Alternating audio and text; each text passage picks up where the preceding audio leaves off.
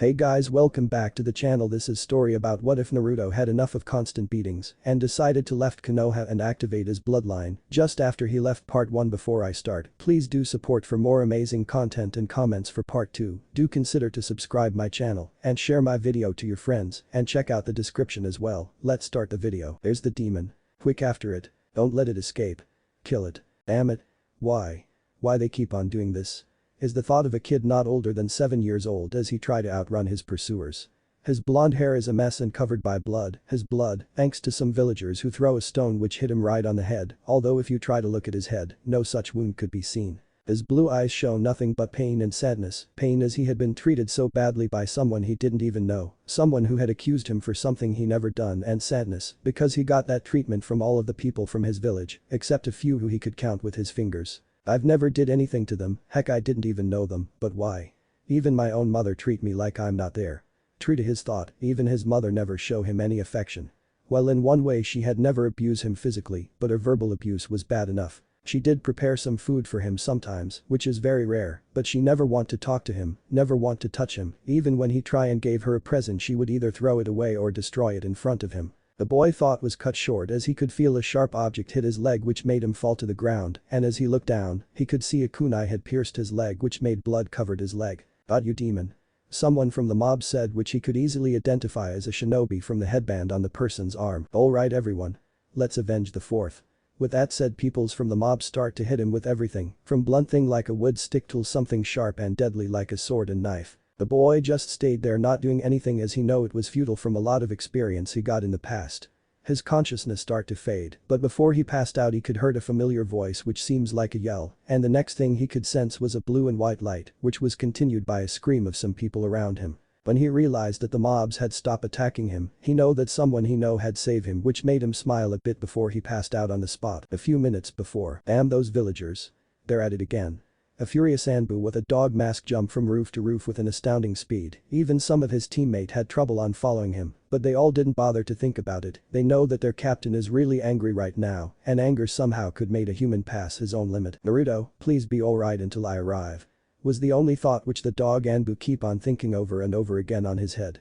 Finally he had arrived where the boy he had been looking for the last hour, but the scene was definitely not the one he want to see. The boy is lying on the ground with a kunai embedded on his leg and people around him beating the day out of him. Not able to control his anger anymore, he made some hand seals before jumping toward the mob while yelling the only word in his head. "Urkiri." A streak of blue and white lightning appear on his hand, and he quickly stabbed the first person he could reach. He didn't stop there as he used the same lightning on each and everyone who was beating the boy before he was finally stopped by his Anbu teammate with a weasel mask. Kakashi sent, "Stop it. Don't waste your time on these idiots. We need to help Naruto-san first."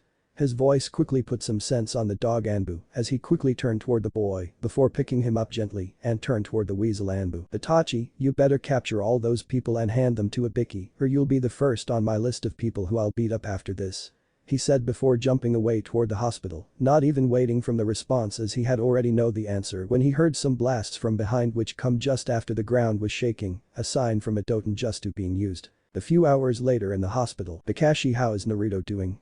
The said person look up from the place he was sitting to see a face of an old grandpa which he and all the people in the village refers as the Sandame Hokage. The doctor who examined him said that he had passed the critical condition, also that he was lucky I had took him as fast as I had.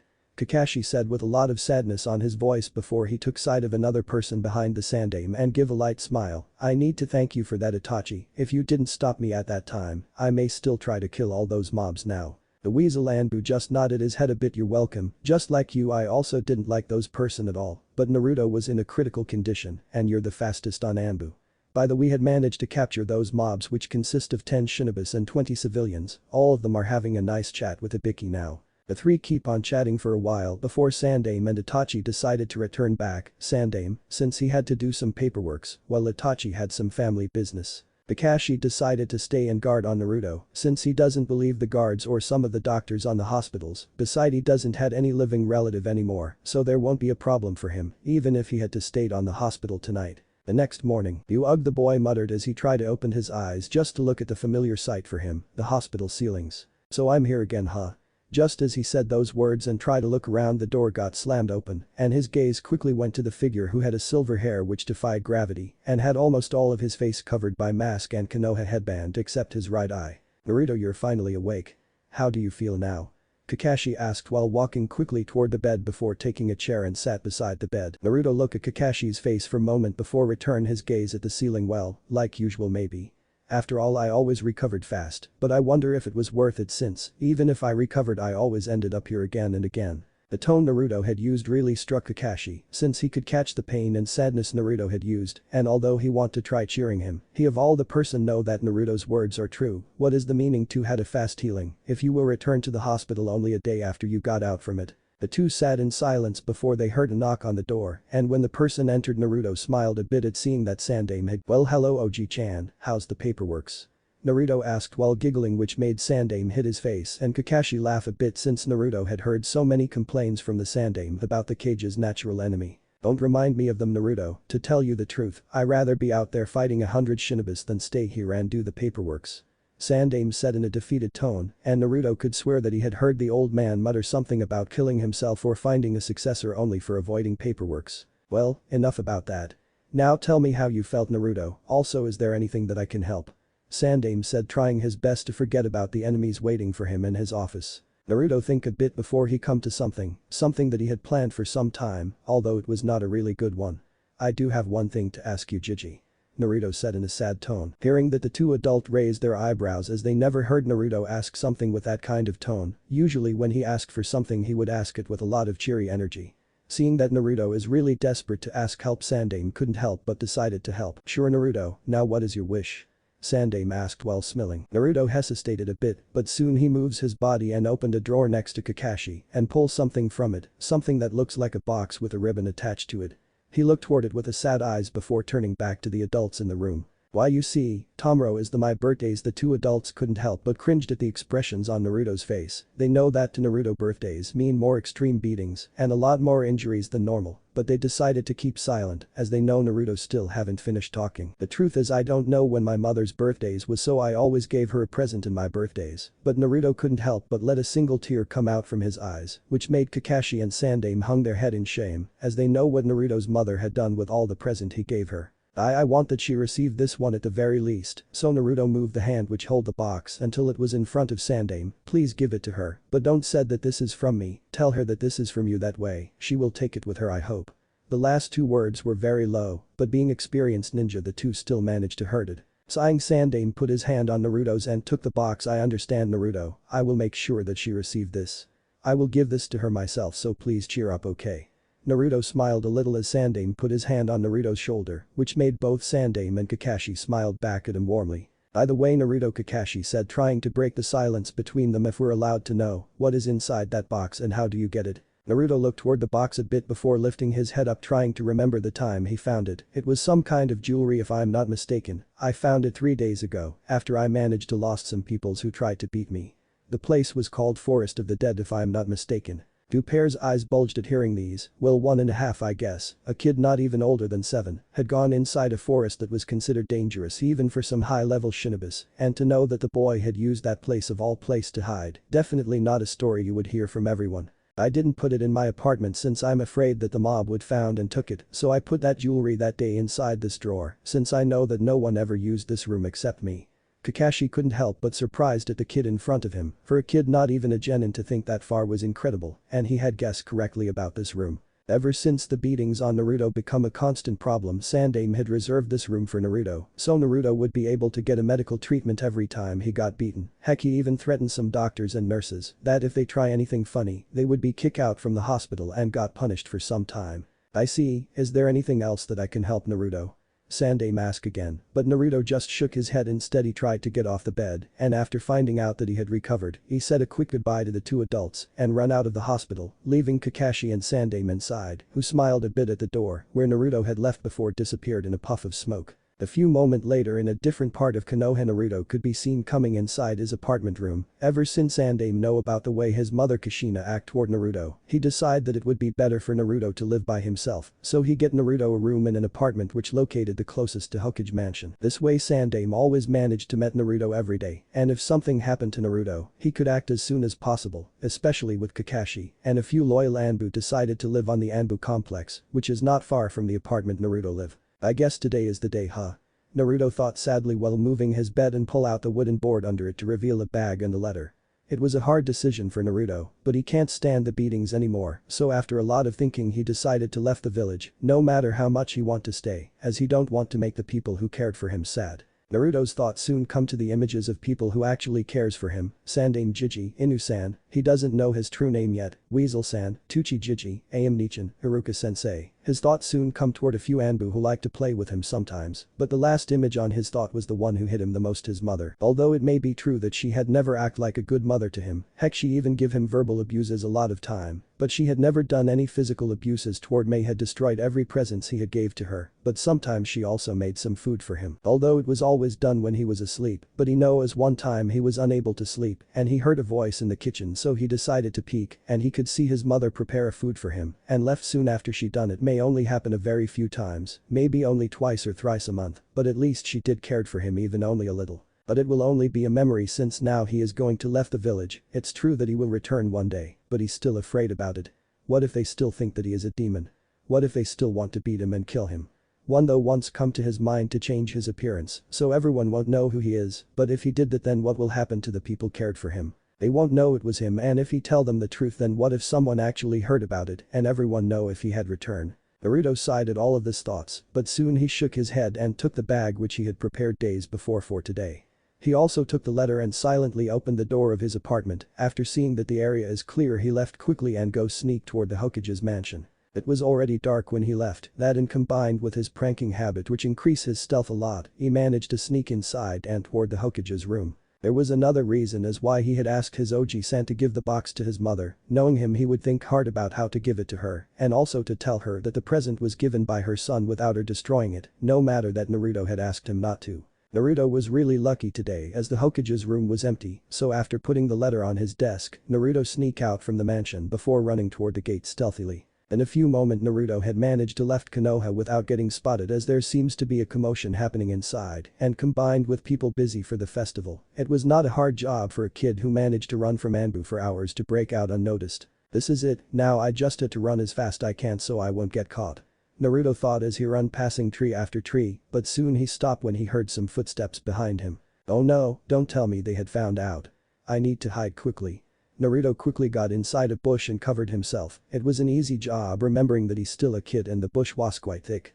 Soon Naruto could see the source of the footsteps, but he was surprised that the person in front of him is not a Konoha ninja since he had a different symbol on his headband. The person wears some ninja clothing similar to Anbu, as the only difference where his cloth had used black on every part of it. Not only did he also wear a mask that looks exactly like Kakashi's, but what made Naruto's curiousness increase was the things he carried. That looks like a kid who is younger than himself. The kid had a long black hair which fall to the person's waist as he carried that kid on his shoulder. This kid which Naruto identifies as a female, thanks to the long hair had her hand tied up and her mouth gagged, which give Naruto one assumption. This guy is kidnapping her. Too bad for Naruto, since he didn't realize that he had stepped on a stick, which made the man drop the girl, which seems to be conscious, and put his attention on the grass Naruto is in.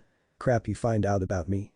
I need to run. Naruto's thought got cut short as the man quickly pull a kunai and throw it toward the bush, but thanks to his experience of running from the people who want to beat him, ironically, he managed to dodge at the last second, but the problem is that now the man had spotted him clearly. What, it's just a kid. The man sighed in relief. At this moment Naruto took another glance at the girl, and since she was also looking at him, he could identify from her eyes that she is a Hyuga, since she had the same eyes as his classmate Hinata. He could see a bit similarity of this girl with Hinata, but his thought was cut as he spotted that the man had pulled another kunai. Sorry kid, but my orders was not to let any witnesses alive. With that said, another kunai fly toward Naruto, but once again Naruto managed to avoid it as it hit the tree behind him, which irritate the man who pulled his blade got into a stance to attack. Naruto don't know what had got into him, but the second he saw the man coming toward him with a sword he quickly turned around to pull the kunai behind him and duck to avoid the sword. This time the man managed to scratch him, but only a little. Naruto quickly swing the kunai in his hand randomly, and since the man didn't thought that the kid in front of him would fight back, Naruto managed to hit the man at the leg since the man didn't avoid fast enough. If the man was irritated before, now he is really pissed. He managed to sneak inside Konoha and come out after kidnapping this Hyuga girl without being spotted, and now a kid who barely know how to use a kunai had hit him. The man quickly pull out some chakra, not even thinking about being spotted by Konoha ninja. This kid had ruined his pride and he will pay for it. Naruto realized that the man was getting serious as he could see that the man is performing some hand seals. He know that whatever the man was planning won't be good for him and he had to evade it, but it was all too late as the man had stopped making hand seals and is looking toward him in rage. Kaiten. Kiryuenden.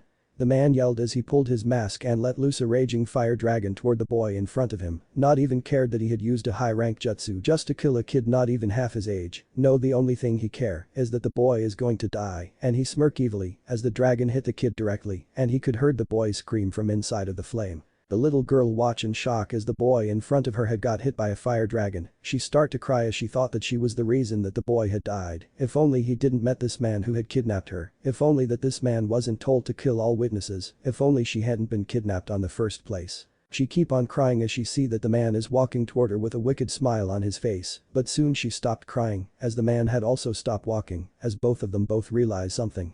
The man stopped walking as he realized that there's a blast of chakra behind him from where the boy was standing, and there are two problems with these. 1. The boy could stand from dying after get hit by a blast of a high-level Kaiten jutsu, and 2. This blast of chakra he felt is definitely not a normal one, and he swear that even a Konoha Genin could feel this pressure. The girl stopped crying as she could see something behind the man in front of her. She could see something which looks like a bright yellow light. She doesn't know about chakra yet, coming from inside of the smoke which are created from the blast of the fire dragon, but that isn't the one which scared her. It is two red lights which looks like a pair of eyes that she had took a glimpse when a wind removed the smoke a little. The man quickly turned around as fast as he can, but to no avail as the last thing he could see was a bright yellow streak coming toward him, and the next thing he know his stomach had been pierced through by something. He managed to grip it a little and he could feel fur. The girl doesn't look better herself. Just a moment ago she had felt sad that she had made a boy get killed. Next she felt a bit happy since the boy seems to be alive if the yellow light was any indication. Now she is scared shitless as the man who kidnapped her had been killed with just one blow. The problem is that when the man fell she couldn't see any sign of the boy. Instead the one she see in front of her is one big yellow fox around the size of a normal dog from the Inuzuka clan, as big as Kurama from the invasion, with its right hand full of blood of the man it had just killed. That didn't scare her much, but when she saw its eyes was when she got scared very much, as the eyes are as red as the blood on its paw, the eyes that seems to be belong to the demon itself. Damn it, damn it, damn it. The thought kept being repeated inside Naruto's head as he kept running as fast as he could without any real direction. He couldn't help but to remembered about the thing that had just happened a moment ago, since from all the bad experience he had ever had until now, this one was definitely the worst. So it's true after all. I am a demon. That's why those people wanted to kill me. Tears fell from his eyes as his thought returned to the peoples inside the Konoha wall, the peoples who had tried at least once to kill him every time he was alone. He continued to run while closing his eyes, not even cared if he hit something, although he was lucky or unlucky, as a moment later his leg slipped and he was thrown quite hard into a shallow river in front of him. Naruto slowly stood up while coughing as water had got inside his mouth. After managed to stood back, he just stayed there with tears still flowing from his closed eyes. Little by little he tried to open his eyes, and not long afterwards he became face to face with the water below him, or to be more precise his own reflection. Flashback. What was that? What happened? Naruto looked around in confusion as he could felt that his vision had become blurry thanks to some liquid on his eyes, although he didn't know what the liquid was. Trying to fix it, Naruto closed his eyes while shaking his head, but it still didn't work, so he decided to scrub his eyes, and when he did it, he realized something was wrong with his body. He was standing on all four, his face seemed to be different, and the hand he had used to scrub his eyes feels like furs. He tried to open his eyes again and succeeded only to realize that he was standing face to face with a little girl from before. The girl had her gaze focused on him, but there was something about it that made him feel uneasy. A strange smell soon took his attention, and it made him turn his gaze toward the source, which he recognized as the man who had tried to kidnap the girl. At first Naruto thought that the man had passed out when he saw him lying on the ground, but he realized that it wasn't the case as he could see a hole on his stomach. Realization soon dawned to him that the man was dead. Afraid of this, Naruto slowly moved back only to stop when he stepped on something that seemed to be a puddle. The problem was that Naruto had walked on that area just before he met these two, and he was sure that there was no puddle on the ground. He slowly looked downward, and what he saw shocked him to the core. He saw that his hands were no longer hands, instead he could saw that they had changed into two yellow paws.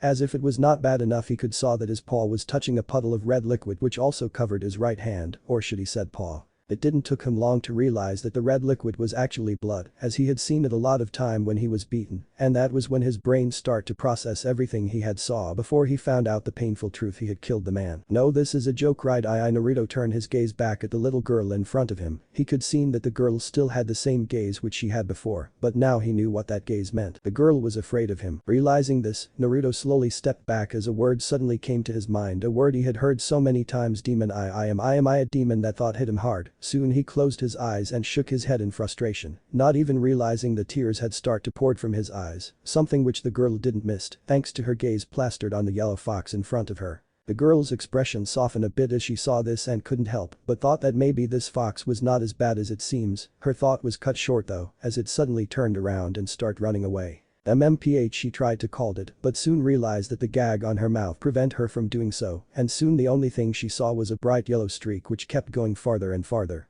End of flashback. Naruto slowly walked away from the river, still drenched from head to toe, thanks to the impact of his fall before. His thought wandered back to the reflection of himself which he saw on the water. His body had changed into the same being which had destroyed Konoha 7 years ago. His body had changed into a fox, a big yellow fox with red eyes. A moment later, all insults he had received when he was still in Konoha came back to his mind. Kill the demon. You'll pay for what you've done, demon. We'll avenge Yondaime and everyone you've killed now. The word demon kept being resounded in Naruto's mind over and over. Finally he couldn't took it anymore and yelled out in frustration, "Alpha for anyone not far enough to hurt it." It was more like a sad howl. Naruto passed out soon after, only to regain consciousness a moments later in a very different place. UGH, where am I? Naruto tried to pull himself up while rubbing his head when he found out that his hands seemed to be normal. He opened his eyes quickly and examined his body to find out that he was no longer a fox, which made him sigh in relief. Soon afterwards he scanned the area around him and realized that he was in some kind of a sewer. He was still confused when he spotted a light far away from him. Seeing no other way, he decided to walk toward it, only to end up in a room with a huge cage, which had a little paper with a kanji seal in the middle of it. Feeling confused by it, Naruto moved forward toward the cage, only to stop when he spotted something which looks like big red eyes inside it, the eyes which were very similar with the one he saw on his reflection. What do we have here? The little jailer had came to give me a visit. A voice came from inside of the cage. Who's there? Naruto yelled while moving away from the gate, only to trip and fell on his, but when a big claw came out from the cage and nearly hit him. You don't have any right to question me, you puny human. The voice said before Naruto could saw a figure started to appear from inside of the cage. The figure, which looked like a big red fox who bare its fang toward him, although the one which caught Naruto's attention was the 9 blood red tails between its back legs. What? Too scared to talk, human? Okay, Naruto was pissed. He didn't knew who this fox, but it had gone too far. It had tried to attack him when he asked who it was, and now it mocked him just because he had stayed silent for a moment. Shut up, you stupid fox. Naruto shouted while pulling himself up. For your information, I'm not afraid of you, and on top of that I'm a demon and not human. The fox just laughed when it heard Naruto's statement before it returned its gaze right toward Naruto's eyes. You? A demon? Ha, don't make me laugh, stupid human. If there's a demon here, then that would be me. The great Kyuubi no Kitsune. The fox stated proudly without moving its gaze from Naruto. On the other hand, Naruto was a bit surprised at those statement, but soon he decided to speak again. You're lying. I turned into a demon just now and killed a man. Beside, the Kyuubi was killed by Yondaime. Fools. The only thing you turned into was nothing but a fox. And for your information, no one can kill a demon. Not even the Yondaime. The only thing he could do was sealing me. What? Naruto just stayed there dumbfounded while trying to process the fact he had just heard when a realization struck him. The Yondaime sealed the Kyuubi away. The villager called him a demon. He was born on the day of the Kyuubi's attack. He sealed you inside me, didn't he? Naruto turned his gaze back at Kyuubi to saw it nodded its head slowly, which made Naruto drop to his knee and hung his head down. So it was true after all. I am a demon. Stupid human. Didn't I told you that you're not a demon? I am the only demon here. Kyuubi yelled again. It may be a demon, but truth to be told, it had a sympathy for this child. Not only Kyuubi, all other demons out there won't even hurt a child if they could, as children were quite rare in the demon realm, so in one way humans are more evil than demons. Naruto lifted his head slowly until he was face to face with Kyuubi. They stayed in silence for a moment when the memory of what happened before returned to his mind. Boo, but I've just turned into a fox and killed someone. I didn't even remembered how I did it. How I can be a human if I could did that. His voice was low, but Kyuubi still managed to hurt it as it just sighed before speak again. Well kid, the reason why you didn't remember killing that man was because you had fallen into a berserk state when you activated your power. And about how you turned into a fox you better ask the person behind me yourself. Naruto was totally surprised by this, the way Kyuubi called him had changed, and its voice seems to be more kind. But the other statement was the one which took his attention, there was another person here.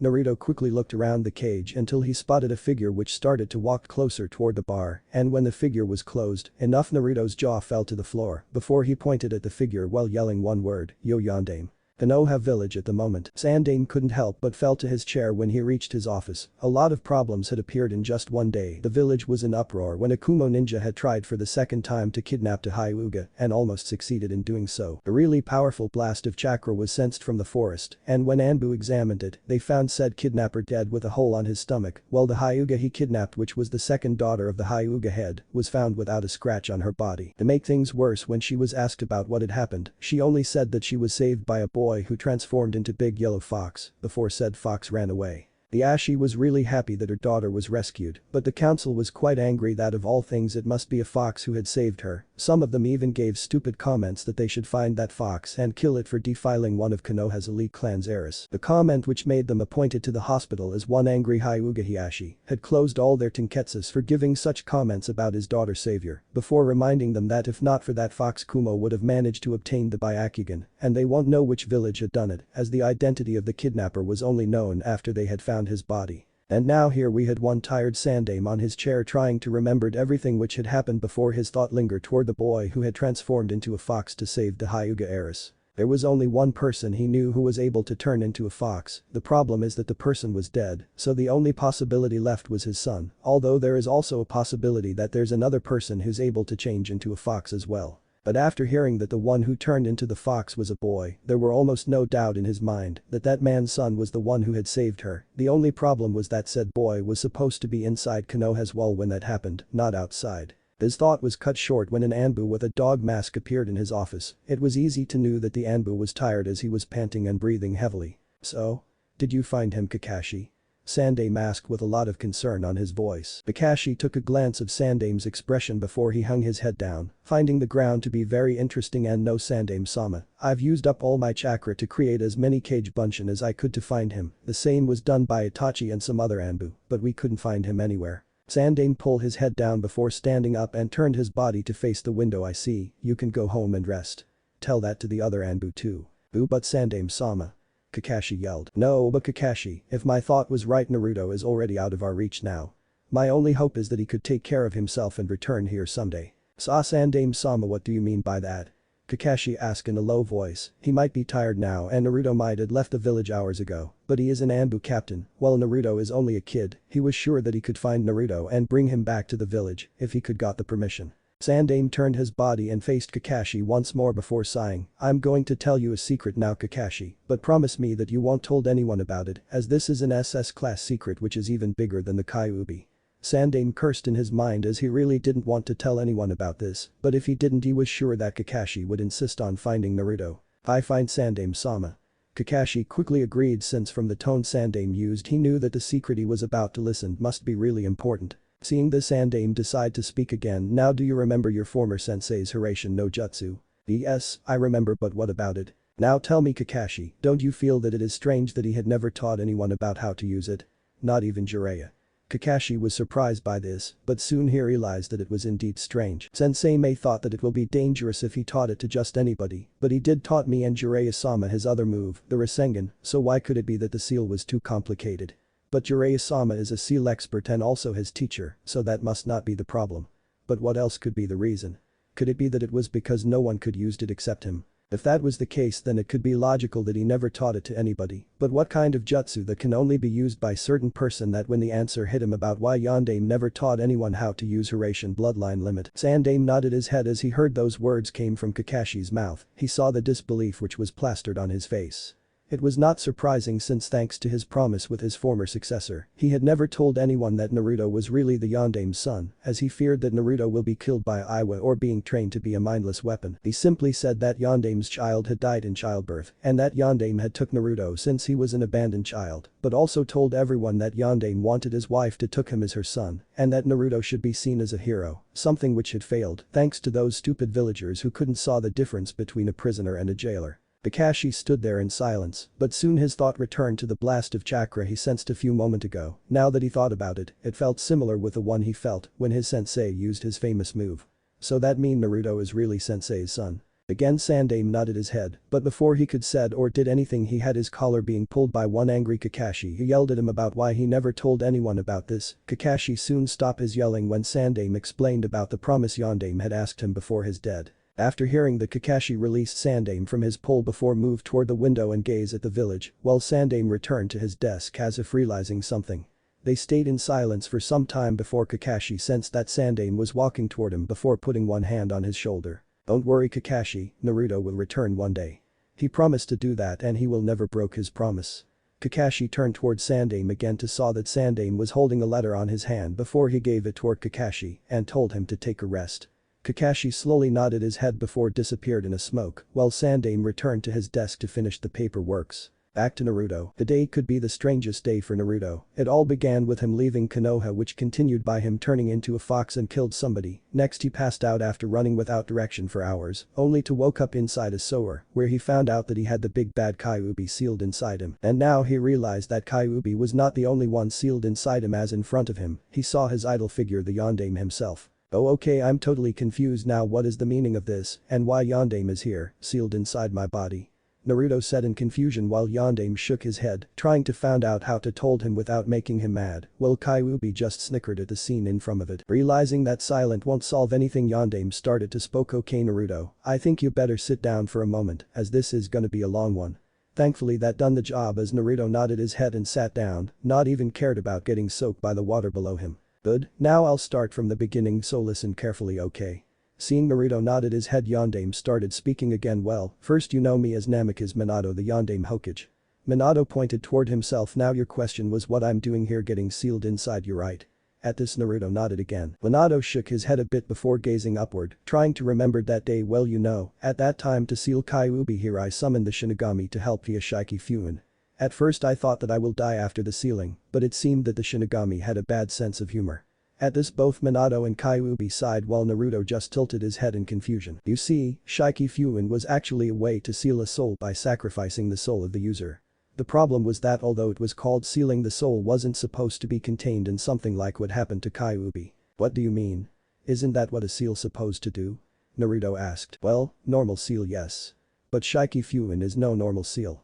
Naruto looked even more confused, but before he could ask, Minato had spoke again. The Shiki Fuin is a seal which will seal the soul of the target and the user inside the Shinigami's stomach, where the two souls will fight for eternity. Fight for eternity? Yup, now the problem here is that I couldn't seal Kyuubi inside myself, since my body won't stand it, and I'll probably die before it was complete, as the only one could hold the power of Kyuubi is a newborn child. So you choose as me? Naruto asked with a bit anger this time. Yes, and for what reason?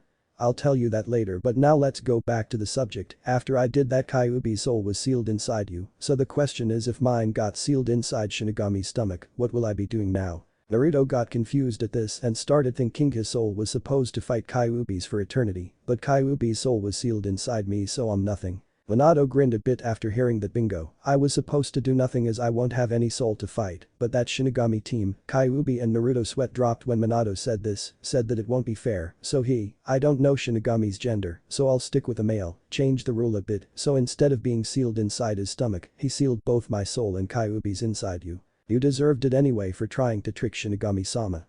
Kyuubi said while hit Minato's head with its paw. What was that, you overgrown furball?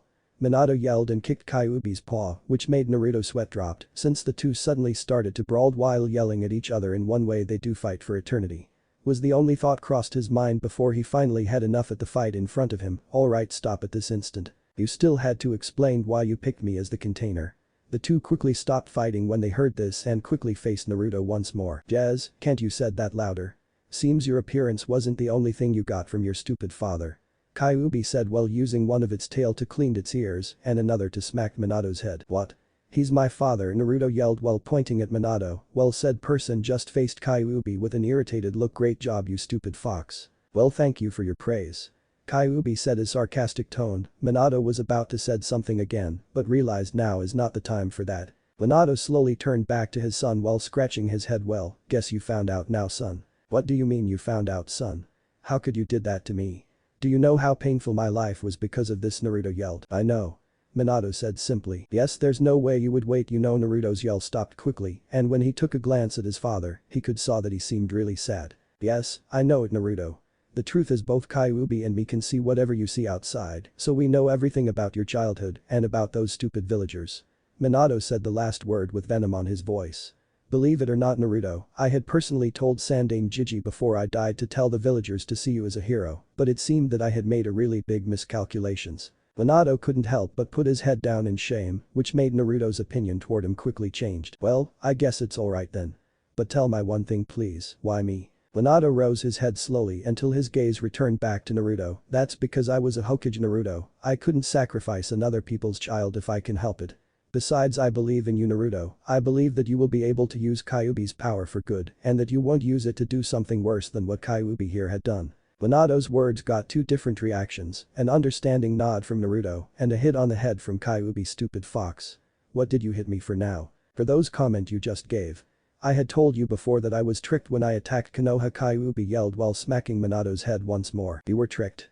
Naruto asked while tilting his head. Kyuubi sighed a bit before turning its gaze toward Naruto. Well, long story short, around 7 years ago a man named Orochimaru came and asked me to give him power, but since I refused, he killed all my kids when I left to find some food for them. Driven by anger, I went to Konoha to demand that they gave that snake bastard to me so I could kill him, but just as I arrived at Konoha, several ninja attacked me, so I fought back, and soon all of Konoha ninjas started attacking me until this so-called Yondaime came at me on top of a big frog. Hey, I didn't know that either. Besides, I told all my ninja to stand on guard and don't attack unless you attack first. Those ninjas that attacked you must be Orochimaru's underlings. Minato yelled, trying to state that it was not his fault. Okay, Naruto said. Oh, by the way, Naruto, there's still another thing I need to tell you, it's about your transformation. Minato quickly turned his gaze from Kyuubi. Oh, that's right. Naruto hung his head as those words had made him remembered the man he had killed. Realized this, Minato quickly tried to help. Hey Naruto. Naruto raised his head to face his father. Listen here, okay, you may had killed that man, but it was for the best. If you didn't kill him he would have killed you, and next he will take that Hyuga girl away and make her into either a breeding factory or a lab rat. After hearing that, Naruto thought for a moment and couldn't help but agree with his father. He may had killed someone, but it was for a good reason. He didn't really cared about himself, but that girl was still little, and there is no way Naruto would let anything happen to her if he could help it. Naruto let a small smile graced his lip before he suddenly remembered something. Wait a sec, that girl. I left her in that forest alone. Naruto panicked all of a sudden as he remembered that the girl was still tied up and gagged. Minato and Kyuubi both saw this and sighed. Calm yourself, will you? Before you left I felt some Anbu were moving toward that direction. They must have helped her already. You're sure?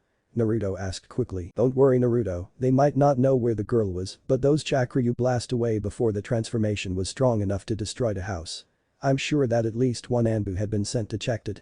Naruto sighed in relief, at least the girl is safe now. Seeing Naruto had calmed down, Minato decided to continue his explanation. Well, now let's continue, okay? You see, the reason your body turned into a fox out there was because you had accidentally activate your bloodline limit. Bloodline limit? Naruto asked confused. Yup. Watch this. Minato closed his eyes and before long yellow chakra started coming out from his body and covered him completely. When the yellow chakra disappeared, Minato was no longer there. Instead there was another fox besides Kyuubi, a yellow fox to be precise. The fox opened his eyes to show its lidded blue sea pupil toward Naruto, who just standing there with his mouth opened. See that? Incredible, isn't it? Minato chuckled while Naruto just nodded his head before he realized something. Dad, why your eyes still blue? If I'm not wrong, my eyes turned red when I became a fox. That would be my fault. Kyuubi said, which made the two face toward it. You see, when you activated your bloodline somehow you also called upon my chakra. It was not much, but it still made some change at your body, which is why your eyes became red, and it was also the reason why you fell into a berserk state in the first place. So every time I transform I will berserk again. Naruto was worried if that is true, that mean he must make sure that he won't transform ever again. Don't worry about that Naruto. Minato spoke, cutting Naruto's thought. The only reason why you became like that was that you received a lot stress from transforming for the first time, that, and combined with Kyuubi's chakra, made your mind gone blank and thus you fell into a berserk state. In other words, the next time you transform you will be able to control yourself, not like last time. Kyuubi added. I understand. So, what will we do now? Naruto asked, as the truth is he had never had a plan after leaving Konoha, not only that his bag had also been destroyed thanks to that Kaiten jutsu. Well, the first things we need to do is take you to my realm. Kyuubi stated. Huh? What she meant is that we're going to another dimension, there both me and Kyuubi could train you without anyone to interfere. Minato explained after he changed his body back. Oh, I understand now. Wait. She, you mean it's a female? Yup. Hard to believe, isn't it? By the way, your reaction just now was exactly the same as mine when I found out about it. Minato said while holding his mouth, trying to hold his giggle, which failed miserably. If you thought that is strange, wait until you found out about that. Minato thought while looking at Naruto, waiting for his next expression. That's because you human are simple-minded fools who thought that male are always stronger than female. Kyuubi yelled before her. I'm going to refer to Kyuubi as female from now on. Body became engulfed by flame, which gradually became smaller until it was the same height as Naruto. When the flame died out, Naruto could see a figure coming out from it. The figure was a female with long blood red hair which reached her waist. She had a slim body with a tanned skin and eyes with blazing red pupils. She wore a red kimono with flame pattern all over it. She also had a pair of fox-like ears on top of her head and 9 bushy red tails behind her. But there's one thing that took Naruto's attention from the first time he saw her. Damn, you're really short for a demon who already had children. Naruto said while putting his hand on Kyuubi's head, who had pretty much the same height as him, not even conscious about the tick marks which appeared on Kyuubi's head, nor Minato, who had fell to the ground while laughing like there is no tomorrow. Shut up. Kyuubi yelled while throwing balls of flame toward Naruto, who was running for his dear life, before she finally stopped by Minato, who had managed to stop laughing, although he was still unable to stop his giggle. Okay, giggle, let's stop this now. Minato said while holding Kyuubi's arm, trying to stop her from throwing another fireball at his poor son, who was trying to catch his breath after the little exercise he just had. You see here, Naruto, I really don't know why this happened, but it seems when I sealed Kyuubi inside you, her body somehow being reverted into your age, and that's why this little missy is he. Minato's words got cut short as he suddenly felt an extraordinary pain on his family jewel, thanks to a well-placed kick Kyuubi had given him. Her power is still the same though. Naruto's sweat dropped at seeing that his father, the great Yondaime Hokage, had been beaten with only one well-placed kick, although he definitely didn't want to be on his father's place now. Well, that's that, now let's go to the main business. Kyuubi said while started forming hand seals before her red chakra flowed toward the whole room and covered everything on its path. Soon the chakra started to glow and a bright light appeared from nowhere, which made Naruto closed his eyes for a moment, and when he opened it back he saw that he was no longer in the sewer, instead he was in a place which looks like a big forest. Where am I? Naruto spoke to himself when he heard a voice from his mind. This is my realm, we should be able to train here without trouble as there is no other people here. Kyuubi stated. Okay, by the way, how come I can hear your voice while you're in my head, and where's dad? First, both me and you father can speak to you a long time ago if we wanted to, but your father forbid me, saying that it will freak you out. Oh, and you don't have to speak in order to talk with us, you only need to think about it and we could hear it. And about your father, he's still on the ground holding his jewel. Sigh, maybe I hit him too hard. Well, that's alright I guess. Well, now let's get the training begin. Naruto could felt that sweat had began pouring behind his head as a thought crossed his mind. This is not gonna be good. Finally, Naruto quickly dropped himself on the ground as soon as the red-haired beauty decided to give him some rest.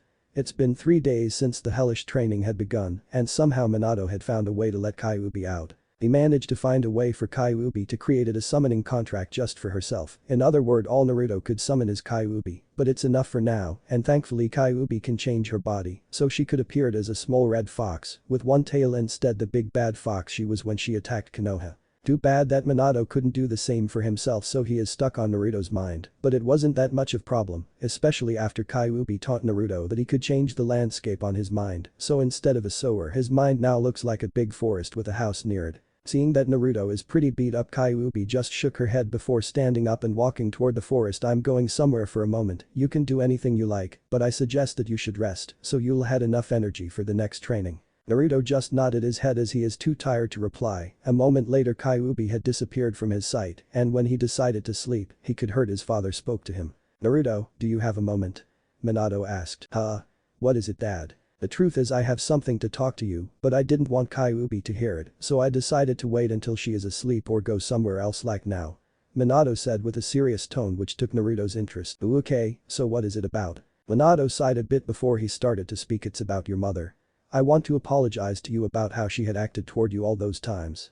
The truth is I couldn't believe it myself that she would acted like that. I had known her for such a long time, so I thought that she would help you no matter what, but I guess I was wrong." Naruto stayed silent for a moment as he tried to remember everything that had happened between him and his mother, before smiling sadly while looking at the sky. "Don't worry, Dad, I don't have any grudge toward her. I bet she was just sad at everything she lost when Kyuubi attacked, and maybe she remembered those every time she saw me." So Naruto couldn't finish his words as a tear come out from his eye, as his mind returned to the way her mother had acted toward him all those years, especially on his birthdays, when he tried to give her some presents which she never took. Naruto rubbed his eyes with his cloth before gazing at the sky once more. "It's okay, Dad.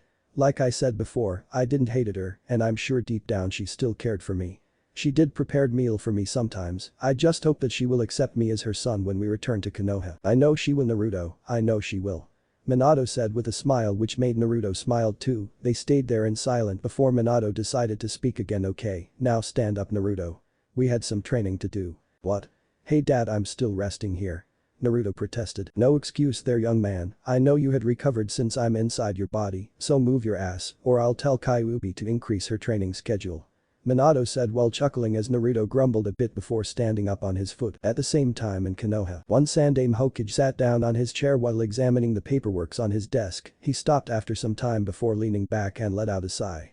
After Naruto had left, things changed a lot in Konoha. Although he had told Kakashi and the other not to tell anyone about Naruto leaving, it seems that everyone had started to suspected it. Everywhere in Konoha is very calm now, or should he said, as silent as a graveyard.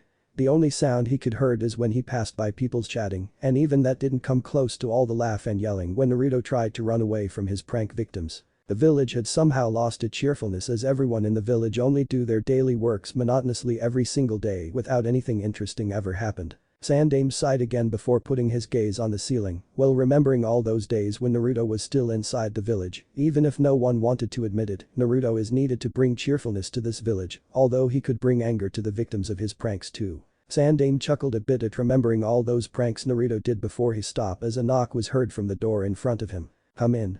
With that said, the person slowly came inside the office and walked toward the Sandaime. "Ah, Kushina, do you have any problem you want to ask me?" The woman in front of him raised her eyebrows a bit before speaking. "Cut it, Hokage-sama, I'm sure you know why I'm here." "I'm sorry but I don't think I understand." Sandaime said, playing dumb. The truth is he know exactly why Kushina is here. Naruto had gone way too long and had never been seen for some time, not even in the hospital or in the Ichiraku Ramen, two places where you could always find him on normal days. Kushina get irritated a bit by the answer, but decided not to get angry. After all, the person in front of her is the Hokage, and he is much stronger than her. "I'll get to the point then, where's Naruto?" "He has been gone for a few days, and when I asked the Anbu who used to watch him, all of them said that they didn't know." Sandaime didn't answer right away. He just closed his eyes before standing up from his chair and turned around to face the window. "And why exactly you want to know about him? You had never shown any interest on him even once for 7 years, so why start now?" Kushina flinched a bit at the harsh words Sandaime used to answer her question, although she couldn't find a way to counter those statements as she knew that she did acted that way before. She hung her head down a bit before answering, "That's because I'm his mother. I may never act like one, but he is still my son, so I had the right to know about his whereabouts." "So you're his mother, eh?" "From what I saw, he seems to be an orphan who never had any parents ever since he had been born." Sandaime said in a cold tone which made Kushina tighten her fist quite hard. She quickly lifted her head and glared at the back of the old Hokage. "I'm not here to listen to your speech about how I've acted. I want to know where Naruto is, and that is the only thing I want to hear." Kushina yelled a bit. Sandaime turned around and gazed toward Kushina's glare with cold eyes which make her flinched a bit. "And? What would you do if you had know his whereabouts?" "Beat him like every stupid peoples in this village had done. Don't put me on the same spot as those peoples. I'm not gonna do anything to harm my own son." Kushina yelled again as she lost all of her cool. Physically, Sandaime muttered in a low voice. "What?" Kushina asked, bewildered. "That's true that you had never harmed him physically." Sandaime stopped talking a bit as he examined the expression on Kushina's face, "but I can't say the same about his mentality." Seeing Kushina didn't try to talk back at all, he decided to continue. "I don't think that you knew about this, but Naruto had suffered a lot from your cold way of treating him. I spotted him crying several times in his apartment because of that, but every time I asked him why, he always said that it was nothing." "I didn't know," the Kushina stuttered. "Exactly, Kushina, you didn't know, and you had never tried to find out about his feeling, and thanks to that Naruto had suffered a lot." Not only that, from what I've heard you had destroyed or threw away every single presents he had gave you in front of him. Did you think he will be happy when you did that? Kushina stepped back a bit when she noticed the glare Sandaime gave. It just that he always gave it on the anniversary of Kyuubi. I couldn't stand it, and I thought that the Kyuubi was telling him to do it to mock me. Sandaime sighed a bit at the answer before returned to his chair. I see that you're really blinded by your emotions, Kushina. What do you mean? Have you forget it? 10th October is not only the day when Kyuubi attacked Konoha, it is also the day when you gave birth to Naruto. The answer struck Kushina hardly. She had totally forgot about it, as the bad memories she had about that day had totally thrown away every other memories about it. See, could it be? I see that you understand it now. He had never knew when your birthday was, so he decided to give you a present on his birthday, although it seems that it was a bad choice. Kushina didn't said anything, she just hung her head down, and Sandaime could swear that he saw a tear fell from her eyes. She couldn't help but be disgusted at herself. She had never want to talk to Naruto just because he made her remembered all the bad things that had happened, and without knowing it she had hurt him a lot. The little boy not even 7 who had been entrusted by her husband as her son, but not even once she tried to act like a good mom towards him. She realized that if Minato is here he must be ashamed at how she had acted. Heck, she even forgot about her son's birthday. Where is he now? She barely whispered. Excuse me? Sandaime raised one of his eyebrows. Kushina lifted her head slowly before asking again, where is Naruto now? Please tell me, Hokage-sama. I want to apologize for all my stupidity, and another tear fell to the ground. Sandaime didn't said anything, instead he pulled his hat down so it would cover his eyes. I'm sorry to say this, Kushina, but Naruto is no longer in this village. Kushina's eyes widened at this, but before she could spoke Sandaime had spoke again. It happened around 3 days ago. He ran away from this village at the same time as when that ninja from Kumo tried to kidnap Hyuga Hanabi. What? Why you didn't told me then? And why you didn't sent Anbu or another ninja to take him back? Kushina yelled again, but with worry on her voice this time. The problem is that by the time we knew about it, it had been too late as the kidnapping attempt had took everyone's attention. Besides, I think that he had a better survival rate out there in the wild than when he stayed in this village. But he's only a child. Kushina yelled again. Believe in him, Kushina, you may not know it, but he had spent his life in the forest of the death from time to time when he had to run from the mob. He knew exactly how to survive in the wilderness. Forest of the dead, you said? Kushina was shocked at hearing this. That forest was considered dangerous even for some Chunin, and here a boy not even older than 7 had lived in it and used it to outrun his pursuers. Sandaime nodded his head before opening a drawer on his desk and took a familiar little box with a ribbon attached to it. He let Kushina gaze at it for a moment before handing it to her. Kushina took it from him and examined it for some time before gazing at the old man in front of her again. That is the last present he had for you. The truth is he asked me not to tell you that it was from him, but I guess it will be better for you if you know about it. My advice is that you kept it with you, as that will be a proof that you had a son who care for you. Kushina couldn't said anything at that. She just bowed a bit before disappeared in a puff of smoke and appeared at her house.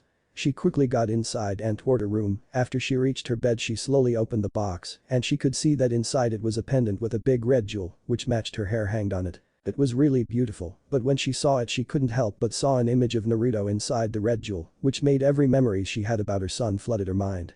That was the last straw, as she quickly pulled herself to the bed and cried for hours before she fell asleep with the pendant still on her hand. Back to the demon realm. So?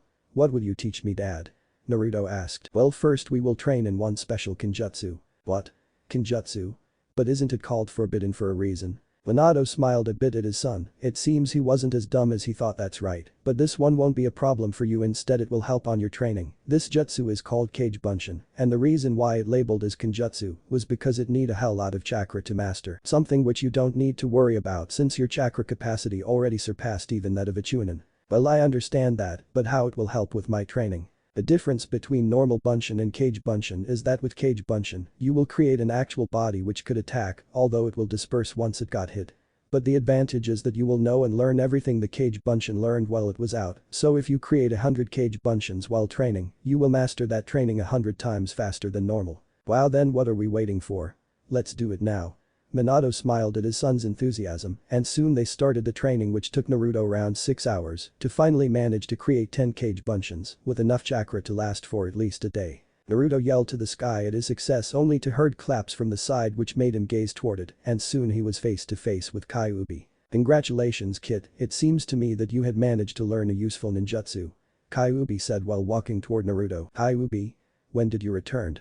Naruto asked as he didn't realize Kyuubi had returned. Around 1 until 2 hours ago. You must be too focused on your training if you didn't noticed. Naruto just nodded a bit before his gaze fell to the bag which Kyuubi carried on her right hand. Hey Kyuubi, what's that on your hand? This? Kyuubi asked while lifting the bag. These are some gravity weights which I want you to wear in your training. These weights can be adjusted simply by a little chakra, so you won't have any problem with removing it when you were in a pinch or something. Wait. But what for? I'm pretty fast enough with my bloodline, so why do I need to do another speed training? Naruto asked, but the only answer he got was a bag flying toward his face, which made him fell to the ground. That's why, you can't depend on your bloodline too much.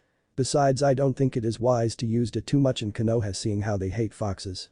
Hearing the logical answer, Naruto just nodded his head before wearing the weight, but before he asked about how to activate it, Minato started to speak. Ah, Naruto. The truth is there are still something I need to tell you about our bloodline. Huh? What is it, Dad? Before that, Kyuubi, could you hear us too? What? Yes, I could hear you. As long as I'm not asleep or we're not separated too far, I can still hear you. We're connected after all. Is there something you want to talk about? Well, it's good then. The truth is, Naruto, there are two things I haven't told you. One good and one bad, so which one you want to hear first? The good one please. Okay, the good news is that you could activate our bloodline partially.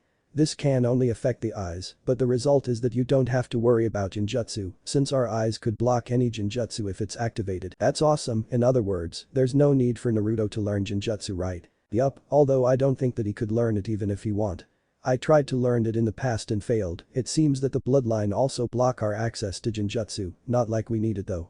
Okay, that's a good news, but what is the bad news? I think it will be better to show you. Transform into a fox please. Naruto did as he was told, and soon a yellow fox with red eyes appeared in the place where he was standing before. Good, now do you see that tree in front of you? Naruto faced forward, and he could see a tree around 20 meters away from his standing spot. Yes, so what? Now I want you to run toward it and stop once you are right in front of it. Seems pretty easy to me. Naruto said while Kyuubi just nodded her head in agreement. Soon Naruto dashed toward the tree with an astounding speed and, wham! He hit the tree with full force and fell to the ground. That hurt. Naruto yelled while holding his head with his paws, while a shocked Kyuubi quickly ran toward his directions to see if he was alright. Do you understand now? Damn, what's wrong with me, Dad? I couldn't even see that tree before I hit it. That's the problem, Naruto. It's true that our bloodline gave us a super speed, but the problem is that our eyes won't be able to catch up with that kind of speed, so we need some extra training to be able to see our surrounding when we dashed away. But he didn't had any problem like this when he first activated it, did he?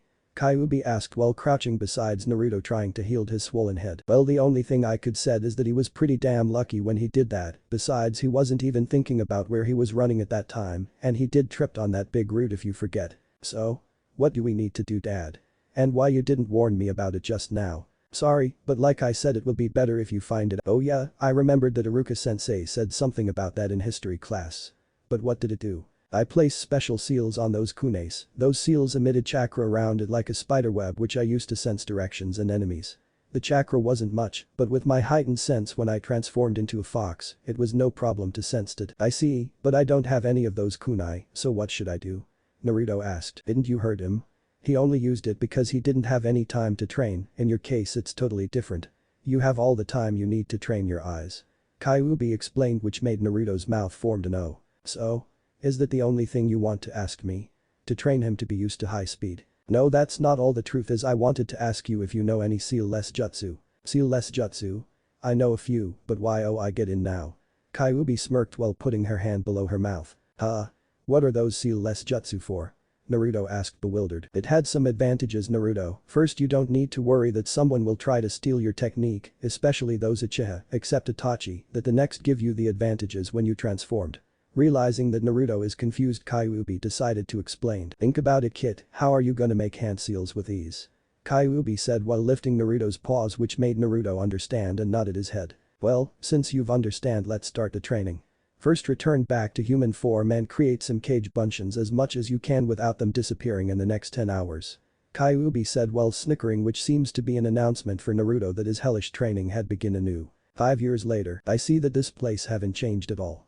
A boy around 12 years old said as he gazed toward the hidden village on Konoha from the top of Yondame's head.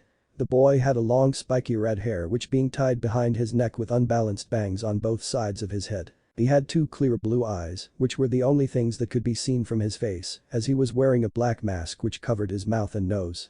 His body was covered by a dark blue t-shirt with a long sleeve and a black pants which reached below his knee, with bandages covering the rest of his legs. He also wore an unzipped orange jacket with the sleeves torn and a red spiral mark behind it, Naruto's usual jacket, but had the sleeves torn and only had one spiral mark behind, a pair of normal ninja sandals, a kunai holder on his right leg, and a short katana with a wood sheath strapped on the back of his waist. "Well, let's meet the Hokage then," the boy said to no one as he disappeared in a puff of smoke and reappeared in front of the window at the Hokage's mansion, or to be more exact, in front of the window of the Hokage's office. Too bad for him as not even a minute after he landed there a group of Anbu had surrounded him, although when they did that the boy didn't even flinched, almost like he had known this would happen. "So, what business do you have here, little one?" the Anbu with a dog mask asked. The boy just smiled a bit before turning around to face said Anbu. "Oh, I just want to meet the Hokage." "Is that a bad thing? When you're trying to get inside from a window instead of a door?" "I'll say yes." The boy shook his head a bit before jumping away from the window and landed right in front of the door of the mansion. "You won't have any complaint now, right?" the boy said before walking inside while the Anbu just chuckled before dismissing the other Anbu and jumped to the ground and walked inside himself. Soon the two reached the door which leads toward the Hokage's office and after getting permissions they got inside and stand in front of the old Sandaime Hokage. "Mind to tell me who and why you are here, young one?" Sandaime asked politely. The boy rubbed his chin a bit while looking at the ceiling, as if he was thinking before facing the Hokage again. "My name, you had to find it out by yourself. As to why I'm here, I've come to steal the little orange book inside the hidden vault in the second drawers on your desk," the boy said in a monotonous tone which made Sandaime's eyes widen until it was as big as a dinner plate. No one knew about his hidden treasure, so how did this young boy knew about it? The only person who knew about it were his student Jiraiya and that blonde boy who used to blackmail him by saying that he will burn it. "What the yo, you're Naruto?"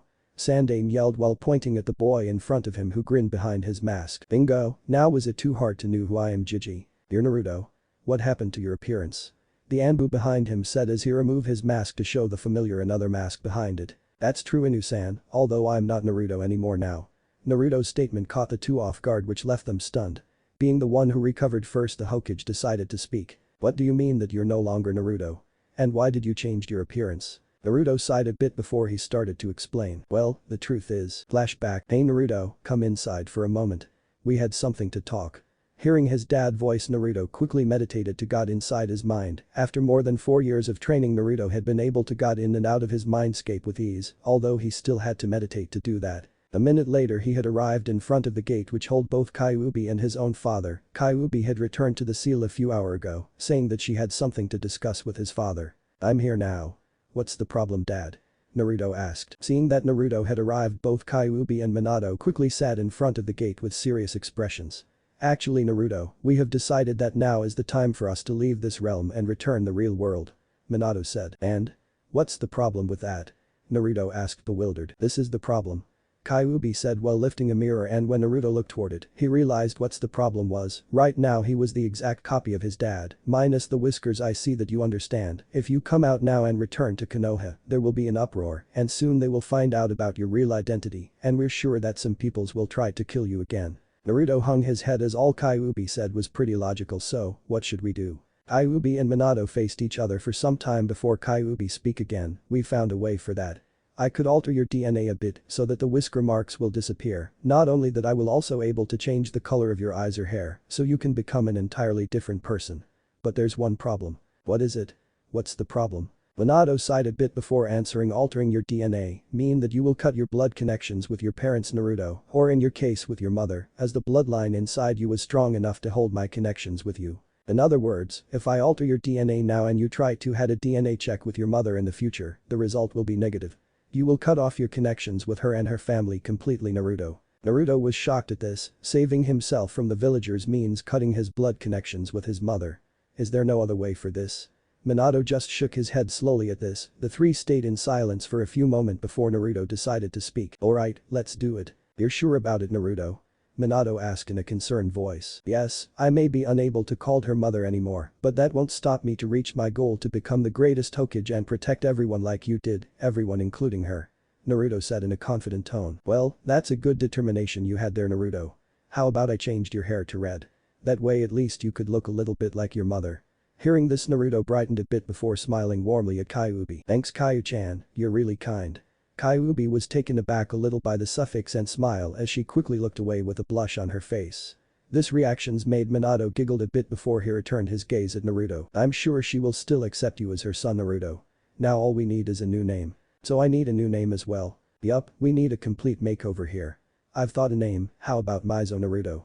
Minato asked with a smile on his face, although it was not long since the next moment he had kissed the ground thanks to a kick on the back of his head from Kyuubi. I can't believe it. How could you give him a lame name like that, you Ramen freak? What's wrong with Ramen? Why don't you give him the name then? Minato yelled back while rubbing the back of his head. Me? Kyuubi asked bewildered, seeing Minato nodded his head. Kyuubi sighed a bit before closing her eyes and start to think about a good name. Soon she opened her eyes and gazed toward Naruto's directly. I know a name for you. End of flashback. That's really like Minato to use a Ramen's name on his son. Sandame said while chuckling. Both he and Kakashi had got over the shock from the fact that Naruto knew about the Kyuubi and that Minato was sealed inside him too. So. What's your name now? Naruto took a glance at the window a bit before facing the Hokage. My name is Kazama Rashi. Yet another morning in Konoha and everything seems to be normal. Some peoples could be seen in the streets walking and chatting, while others decided to stay inside their houses to do some house chores, or for some people, to sleep on a warm and comfy bed. One red-haired girl not older than 12 fell in the last category. She was having a very nice dream until a voice was heard. Wake up, sleepyhead. A yell rang on her ears, and as if that was not enough to woke her up, a glass of water was sprayed directly onto her face, which resulted in a series of hilarious events. 1. She jumped in surprise. 2. She slipped of the water which had somehow drenched her bed. 3. She fell to the floor beside her bed face first. And 4. The vibration from her fell made the clock on the desk beside her fell on top of her head, sending her back into dreamland. The person besides her just watched the whole event with a dumbfounded expressions before finally snapped and let out a giggle, which made said girl woke up and tried to pull herself up while rubbing her head. As soon as she had stood on her feet, she glared at the person beside her, or to be more precise, at the woman with the same hair color as her, although the woman's hair was longer. Ooh, why you had to woke me up that way, mom? The woman, which was addressed as her mother, quickly stopped giggling before putting both her hands on her hip and glaring at her daughter. Well, if you had woke up when your clock rang instead of turning it off and returned to dream world, I wouldn't have to did that. Ooh, the girl just pouted while turning away, although she knew that her mother was right. After all, it was her who set the alarm, since she wanted to wake up a bit early for a change, although it had failed. Seeing her daughter's act, the woman decided to speak. Alright, stop daydreaming now. Don't forget that you still have to get ready for the academy. Her mother's words took her attention as she quickly turned toward the clock and realized that she only had 40 minutes left before the academy start. The next thing she knows, she had run toward her wardrobe and took her normal set of cloth, which consists of a white short-sleeved shirt and a red skirt with a white strip near the end of skirt. Her clothings also consist of a red vest which reached just below her chest with a Konoha symbol on the left part, a black tights, and a normal blue ninja sandals. 20 minutes later, the girl arrived at dining room where she quickly took some breakfast and after bowing to her mother, she dashed out of the house and toward the ninja academy. She arrived at her class around 10 minutes later and quickly took the farthest seat near the window before letting herself fell to the chair and put her hand on her chest, trying to catch her breath. Good morning, Hikari-san, you're lucky that Iruka-sensei is a bit late today. A voice came from beside her which made her turn to her side to come face to face with a pair of blue eyes, which belongs to the only blonde of the class and one of her friend, Yamanaka Ino. Well, good morning to you too. And how come sensei is late? He never came late for the class before.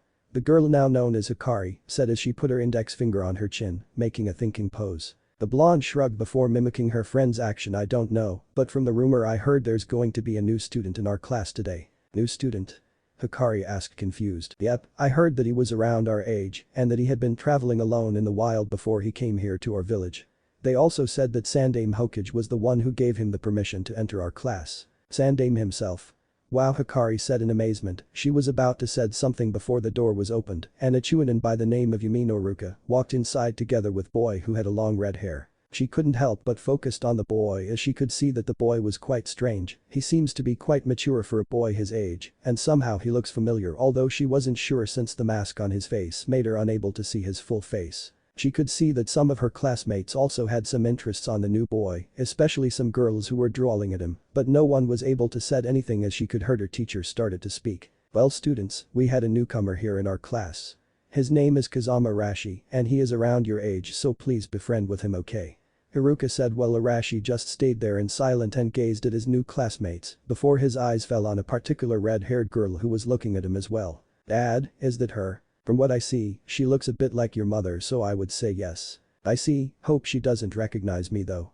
Arashi thought returned to what Sandame Jiji had told him when he was still in his office yesterday. Flashback, I see, Kazama Arashi huh? That's a good name. Sandaime said while puffing his pipe a bit before returning his gaze at Arashi. So what do you plan to do now, Arashi? The truth is I plan to return to my old apartment, is it still empty? Yes, I had ordered that room to be empty for time like this, but what? Arashi asked confused. Did you ever consider to return to your real house Arashi? I can guarantee that your mother will be happy about that. My mother? But she was Arashi said, but he was cut by Kakashi. Believe it or not, your mother was quite shocked when you left. She confined herself inside the house and didn't want to meet anyone for some weeks before Sandaime-sama managed to pull her out. Arashi didn't said anything at these, but the other two could see a smile had formed beneath his black mask. By the way Arashi Sandaime's voice took Arashi back to reality, there's another thing I need to tell you about your mother. Is it bad? Well, it could be bad or good depends on how you see it. Seeing the confused looks on Arashi's face Sandaime decided to continue, the truth is around 3 years ago one of your mother's cousin and best friend died of illness and her daughter became an orphan since her father had died a few years before in a mission. When your mother saw these, she decided to take the girl to Konoha and adopted her as her own daughter. Kakashi said finishing Sandaime's words. I see. What I want to said is that you shouldn't be angry at your mother for this, the reason why she did these was because she realized that the girl will definitely had a hard life, seeing that she was still 9 at that time, and she Sandaime said, but he was cut by Arashi. She didn't want her to experience the same pain that I did right. Both Sandaime and Kakashi nodded their head, while Arashi just let out a light smile, don't worry about that Jai-chan. I am not angry at my mother, especially after knowing that she care about me, although I think I will keep my identity hidden for a while. But why? Kakashi asked confused. That way I won't have any problem when I become a ninja in this village, maybe one day I will tell everyone about it, but only after I gain their respects and vice versa. Well, if that's your decision Sandaime sighed before leaning back on his chair. By the way, what is the name of my sister? Arashi asked. Her name? It is. End of flashback. Uzumaki Hikari. Would you stop gazing at your new friend and actually listen to me? Haruka yelled a bit at the red-haired girl, which made said girl stop gazing at the new boy before she realized what she had been doing for some time and quickly put her head down to the table and between her arms to hide her blush and at the same time made the whole class, with the exception of Arashi, Haruka, Shino, Shikamaru, because it's too troublesome to laugh, and Sasuke, laughed. I'm sorry sensei, what was it again? Hikari said after the laugh died down which earned her a sigh from Haruka. I said is there anyone who want to ask a question about Arashi here? At first everyone was silent before a hand rose. Yes Sakura. Arashi turned his head to face the only pink-haired girl in the class. Sensei, why he join our class which will graduate this year? If he's really new then shouldn't they put him in a lower class? Because Sandaime had a recommendation for Arashi here, besides from what I heard he managed to survive in the wild for a few years alone, and that was quite exceptional considering his age. Haruka explained stressing at the word alone. But survival is different from ninja's training. I bet he didn't even know the basic ninjutsu we learned here. Sakura yelled again. That may be true but like I said before he had a recommendation from Sandaime himself, so if you want to complain about his ability then set it to the Sandaime. Haruka said a bit irritated before he saw another hand rose. Okay Kiba, go ahead. Hey redhead, why you smelled like foxes? The boy with a dog on top of his head said making the whole class confused while Arashi just smiled at the question before answering. This may be the reason Arashi lifted his orange jacket a bit before a little red fox leaped through it and circled itself around his neck before licking his face. Meet my fox, Himiko-chan. Almost everyone inside the class was surprised by this and some of them actually wanted to say something, but their voice was cut by a loud kawaii from almost every girl inside the classroom. Both Arashi and Himiko were prepared for this as they had a similar experience in a village nearby when Arashi decided to buy some cloth for himself and closed their ears as soon as the yell came, although the unprepared ones, mostly boys, had suffered a temporary death. Arashi snickered at seeing how the boys was acting as he could see himself doing that before and somehow it also made him remember the time when he found out about Himiko's name. Flashback. Well, I guess it's time to go to Konoha. Arashi said to himself before putting on the cloth which he had bought a few days ago and went to the door of his room. He had stayed in this village for a few days as it took quite some time to find everything he need, although he also had another reason for staying. That reason was that he wanted to test whether he was still recognizable after his change or not, especially since the village was not that far from Konoha and sometimes he also came face to face with Konoha's ninjas. The result was quite good as so far no one recognized him, not even some ninjas which he remembered had gave him a beating at least once when he was still in Konoha. The problem was that his change had a side effect, nearly all of the girls his age in this village had looked at him with either drool coming out from their mouth or a heart on their eyes, hell he even spotted those reactions from some women older than him. What made him even more confused was that whenever he asked Kyuubi or his father about for help, the only reaction he got was a giggle from his father or an angry growl from Kyuubi. He could understand about his father's reaction, but what made him confused was Kyuubi's. After spending 5 years with her, he had managed to befriend with her and even called her Kaiu-chan sometimes, although it seems the Kyuubi always blushed and looked away when he said that. The problem was that ever since he had left Kyuubi's realm and returned back, he had spoke less and less with Kyuubi. Not only that, Kyuubi had rejected to came out of his body through summoning, and this is what worried him the most, as he could remember that Kyuubi once said that she wanted to stay out of the seals as long as she could back then in her realm. "Okay dad, what did I do to make Kyuubi angry at me?" Arashi asked as he gave up in finding the answer. Minato stayed silent for a few minutes, but before Arashi could ask again, he could hear his father start to speak. "I think it will be best if you hear the answer from her yourself. I had a clue about it, but I don't think it's my place to tell you." Arashi could tell from the tone his father used that he must had screw up big time, so he decided to listen to his advice and quickly try to contact Kyuubi, but to no avail, since it seems that either she didn't listen or didn't want to answer. He was hoping that it was the former, although he could tell that it was the latter. "Well, if she didn't want to come to me, then I'll come to her," Arashi said to particularly no one before sitting under a big tree and meditated. Soon he was standing in front of the cage which held both his father and Kyuubi, although the only one he could see was his father, so he quickly looked around to find his other tenant. Knowing what his son was doing, Minato slowly pointed to the house behind him, and the next thing he knew, Arashi had disappeared from his sight, and when he turned around he could see that his son had opened the door of the house. "That was fast," Minato muttered before he decided that it will be better to let the two alone and quickly lie down on the grass to take a nap. Inside the house, "Hey Kyuubi. Where are you?"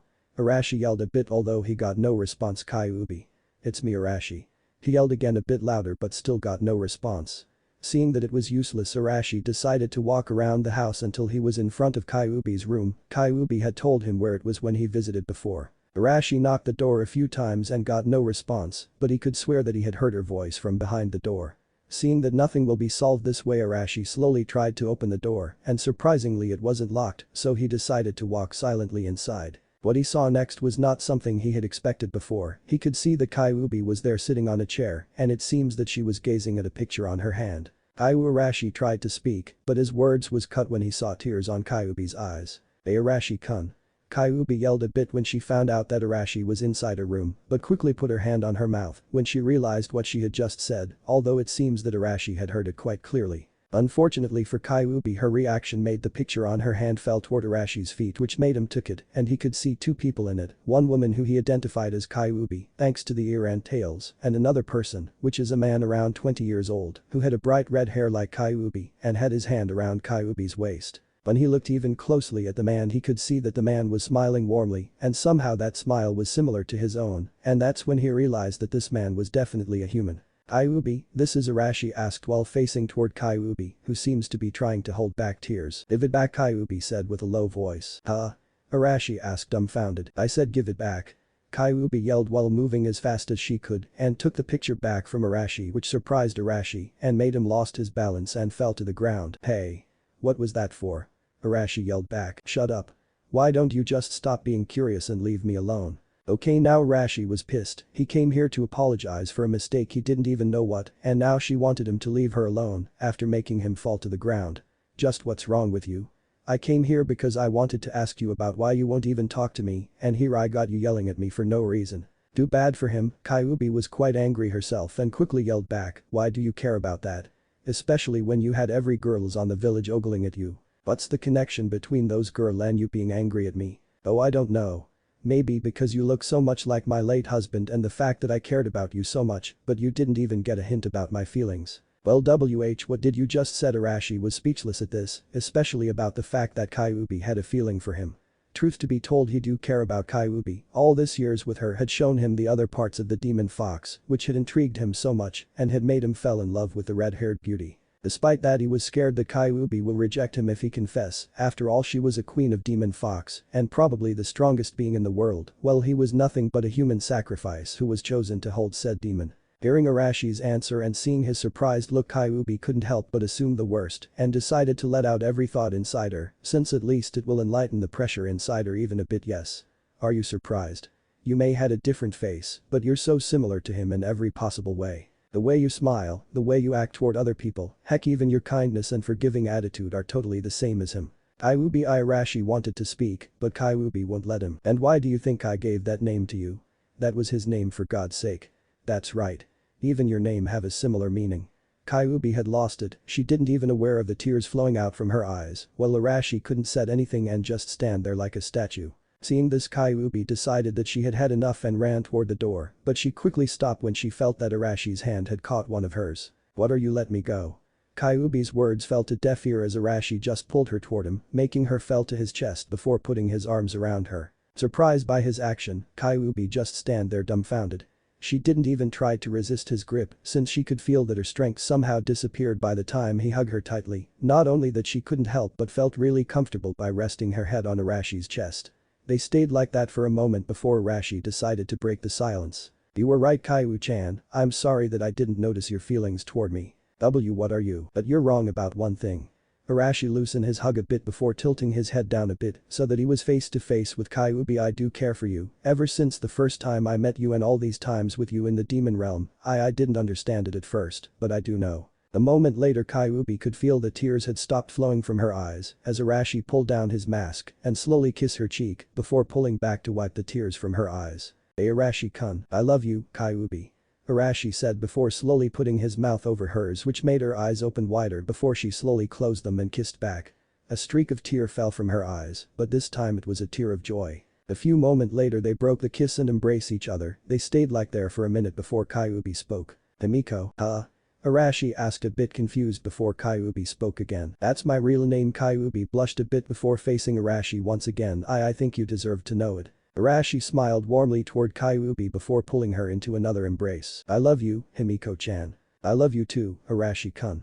Flashback end. Arashi smiled as he remembered what happened after that. His father wasn't even surprised when he heard that he and Himiko were a couple and said that he had expected something like this for some time. Not only that, Minato even broke the seal he placed on the cage. This way Himiko could get a constant supply of her chakra when she was summoned, which mean that she could stay outside forever, except if she or Arashi wanted her to return back. Arashi-kun, help me, a voice inside his head made him return to reality. Slowly he looked around and sweat dropped when he realized what had happened. Currently Himiko was being hugged to death by a group of females, and it seems that she was out of breath if the pale blue color coming out from her face was any indication. I'm sorry, but can I have her back?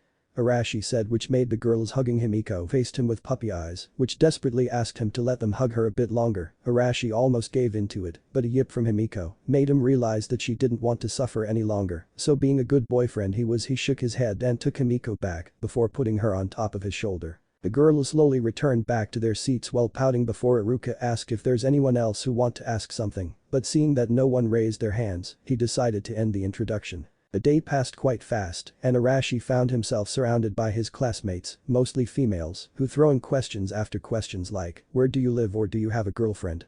Until something like, want to become my husband? Arashi shook his head a bit at this and was about to answer when a voice came from a random student in the class. Hey, why you had that fox anyway? They are monsters, you know. To say that the whole class was surprised was an understatement. A second after those words came, said student had found himself thrown to the wall with a kunai following him and hit the wall next to his right ear. The class attention quickly shifted from said student to the red-haired boy who was standing on top of the desk where the unfortunate student was leaning just a few moments ago.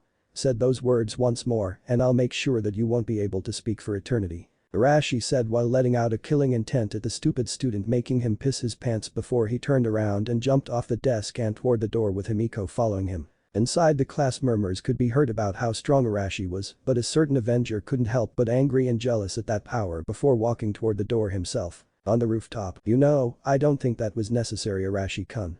Himiko said before hoping toward Arashi's head while said boy stayed silent before he sat down on the floor and faced the sky. Maybe you're right, but I couldn't help it. My body just moved by itself when I heard that he was insulting you.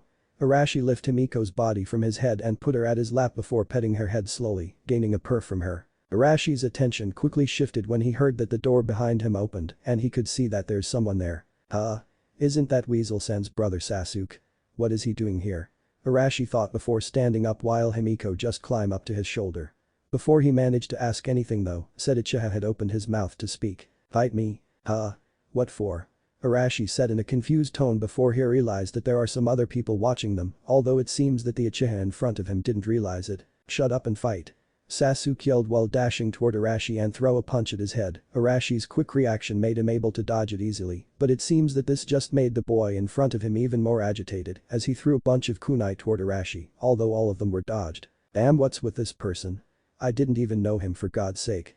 Arashi thought while kept on dodging one attack after another. Should I give him a good smack or two? That will made him passed out for sure. Wait, Arashi. Arashi was about to land a hit on Sasuke's back, but when he heard his father's voice, he quickly pulled back and jumped backward a few times. What is it, Dad? I was about to send this boy to La La Land, you know. The truth is I think that it will be better if you lost this fight. What? Arashi was shocked by that statement that he barely avoided a roundhouse kick from Sasuke, but said Ichigo had just thought that he had managed to do it thanks to his ability and power. Like they said, ignorance is a bliss, but why, Dad? It's like this, from what I saw that boy want to fight you after you show a bit of your power. Yes, and? Arashi asked again while jumping away from a punch. He had decided to keep on dodging for a while until the explanation is over. Think about it, Arashi-kun, I'm sure that he want to show everyone that he is stronger than you by defeating you in a fight. Himiko said. She had jumped away when Arashi dodged the first attack and currently she was watching the fight from the side. I see, if I defeat him now he will complain about it and challenge me again in the future until he defeat me, right? Both Minato and Himiko nodded at this. So I guess losing now will lost me some trouble in the future, huh? Not only that, Arashi, I want you to stay at the bottom of your class. That way there will be a big possibility that you will get a good team, since usually the worst in class will be paired with the best one. I see. Arashi thought before he dodged yet another kick, although this time he let the kick to scratch his body a little. The problem is that I had shown some ability into jutsu just now, so will they believe it? Arashi thought while throwing a bunch of shurikens to keep the distance between the two fighters. Then you should fail in the other categories and use Taijutsu as the only part where you pass. That won't be so hard, right? Alright, well, let's finish this one then. Arashi thought before he saw that Sasuke had gone a bit frustrated at how he had managed to dodge nearly every attack he had thrown. Well, let's take the next attack, shall we? What surprised him was that Sasuke did something he didn't expect for an academy student. He made some hand seals before inhaled a deep breath and yelled, "Heian! Kikyaku no Jutsu." Sasuke let loose a big fireball toward Arashi, which Arashi dodged quickly by sidestepping, but too bad for him that Sasuke had run toward him and quickly throw a punch at his stomach. This one hit right on target and Arashi ended up getting thrown and hit the rail before he jumped to avoid a kunai directed at him. Having predicted this, Sasuke jumped even higher than Arashi before kicking him from above the shoulder, making him fell to the floor and passed out. After seeing that Arashi was not going to wake up, Sasuke smirked at his win before turning around and walked away while mumbling pathetic. Before he finally disappeared from sight. Seeing that Sasuke had gone away, some peoples appeared around Arashi's body. All of them were identified by Himiko as Arashi's classmates. Is he okay? A feminine voice said before Arashi felt that a hand had touched his hand to check on his pulse. Don't worry, Hikari-san, and for you. I think it will be better if you stop pretending. Arashi opened his eyes quickly, which made the girl who held his hand jump back in surprise. How did you know that I was only pretending? Arashi asked before standing up and brushing some dust from his body. He looked around and his gaze fell to the one who had broke his act before, the one he remembered as Aburame Shino. This is how. Shino lifted his right index finger until it was near Arashi's chest before a bug jumped toward it from Arashi's cloth. I had planted a bug on you when you left the class and coincidentally it was walking at the spot where Sasuke's punch hit you. But as you can see, it is still alive. And that means Sasuke's fist never really hit you, instead you only threw yourself back by the time his fist made contact with your body, right? Another boy with a pineapple hairstyle said, finishing Shino's word. Wow, he's sharp, as expected from Inara. Minato said while putting his hand on his chin. But why did you pretend to lose? A fat boy, which Minato identified as an Akamichi, asked while pulling out a bag of chips from nowhere. Arashi didn't answer just then, instead he crouched down a bit and lifted Himiko up before turning around toward the village. Let's just say that I didn't want to show my real abilities for some time. Arashi said before he disappeared in a puff of smoke, leaving 4 dumbfounded academy students wondering about how strong their new classmate is. This is gonna be troublesome. Hey Arashi, want to go and eat some ramen? Our hero turned around with his fox on his shoulder as he heard one of his friends' voices calling him. Okay, I have some free time after all. Arashi said while moving toward the one who called him before they walked together toward Ichiraku Ramen. It has been 3 months since he first entered the academy. Like normal people, he had gained some friends and somehow 4 of them were the one who knew that he was holding back the whole time. Thankfully for him, none of them pestered him about why he kept doing that, as they knew that he can become the rookie of the year if he wanted to. The problem was that one Uzumaki Hikari seems to have grown a bit curious about his face, if her constant habit of trying to see what beneath his mask was any indication. Hey Chaoji, did you invite the others too?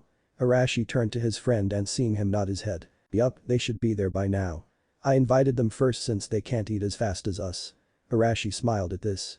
He could remember the day they first ate ramen together, all of their friends were really surprised at the speed both he and Chaoji ate their ramen and nearly bulged their eyes out when he and Chaoji asked for another bowl and still finish it faster than them. Well, here we are. Chaoji's word made Arashi return back to reality and soon both of them entered the ramen stand. He could see their friends, who consist of Uzumaki Hikari, Nara Shikamaru, Kiba Inuzuka and Hyuga Hinata, were already there and they were eating their ramen when the two of them entered the stand. There you are. Do you know how long we've been waiting for you? A feminine voice caught Arashi's attention, so he turned his eyes toward the person and spotted one of his friend Uzumaki Hikari. Come and sit here Arashi. The seat next to me is empty. Hikari said while patting the chair next to her. Arashi had a hunch about why that seat was empty but decided to play along and sat there. Himiko jumped to the counter in front of him after he sat down, while Chaoji took a seat next to Shikamaru. Alright. Today I will definitely see his face. Was the thought of one Uzumaki Hikari, she was a bit irritated that she had never seen his face, even after she befriended with him for about 3 months. To make it worse, she heard that both Chaoji and Shikamaru had seen his face once or twice, and if her hunch was right even Shino had seen it. Welcome Arashi-kun, what do you want today? A girl with long brown hair asked right after the red-haired boy sat on his seat. I think I'll take beef ramen for today Am-chan. Arashi said, while smiling before he spotted that said girl had already captured Himiko in her hands which made him sweat drop and decided to look around, not hearing Himiko's plead about being captured in another bear hug. Where are Ino and Shino? Did you forget to invite them Chaoji? Arashi asked before facing Chaoji and sweat dropped when he saw that his big-boned friend had just finished his second ramen bowl. It seems that he had asked Shikamaru to order some for him before he picked him up. Chaoji put his second bowl on the table and pulled another one before answering I did ask them to come, but Shino said that he had something to do today, while Ino said that she had to help her parents since tomorrow is the festival and they have a lot of customers. Oh, too bad then. Arashi said in a normal tone, but inside he was a bit down, he just remembered that tomorrow is the festival which he always avoided as much as he could, the Kyuubi's festival. Arashi sighed a bit before Hikari decided to speak. Hey Arashi-kun, what do you say if we all go to the festival tomorrow? I bet it's gonna be fun. Hey, that sounds fun. Count me in. Another voice, which belonged to Inuzuka Kiba, spoke, together with a bark from his dog companion. Sorry, but I had something to do tomorrow. Arashi said in a low voice, he knew that he won't have any problem walking in the festival, but somehow he had grown a hate for that festival, thanks to his old experience. HMPH. You're no fun. Hikari said while pouting and crossing her arms which made Arashi chuckled a bit. He was about to say something, but at that same time, AM arrived while bringing a bowl of ramen and put it in front of him. Well, let's eat now and talk later okay? Arashi took a chopstick before moving his left hand slowly toward his mask. Hikari gulped a bit as the hand moved even closer and finally touched the mask when Wani-chan. It's unfair of you to left me behind like that. A girl voice came from in front of the ramen stand which made everyone including Arashi stop doing whatever they were doing and turned around to face, or in Hikari's case, glared at the girl for picking that time to yell. All of them soon able to see that he yelled was a girl around 3 years younger than them and had a long black hair with a pair of white pupil-less eyes. Hanabi-chan. Were you here? Hinata asked. Hanabi didn't answer quickly, instead she walked inside and sat next to Hinata before pouting her mouth. I want to spend some time with Ani-chan too, that's why. But didn't you say that had a training with Otu-sama today? Hinata asked again. Yup. But since tomorrow's the festival, Otu-sama had some works to do so he let me take a rest for now. Is that so? Hinata said while smiling toward her little sister before asking her if she wanted to eat some ramen together. Arashi smiled at the sight of the two, he was happy that Hinata and Hanabi could finally interact like real siblings, although it was quite a problem for him to make it became like that. Yup, it was mostly Arashi who melted the ice between the two, and the funny part is that he didn't do it because he wanted to. Flashback. Arashi was sitting on the training ground in the academy where currently he and the other students were having a taijutsu spar.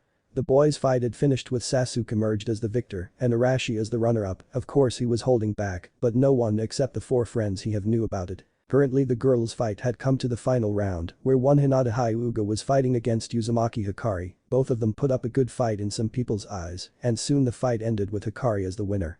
Soon Iruka decided to let the students to go home which made almost all the students ran toward the exit, almost being the key word here. Arashi had a strange suspicion that Hinata was holding back when she was fighting against Hikari just now, but it seems that she had a different reason for it, so he decided to do some investigation, and what better way to find out something than ask the person herself. So now we got one Kazama Arashi walking toward Hinata, who was trying to stand up after being hit quite hard by Hikari in the spar.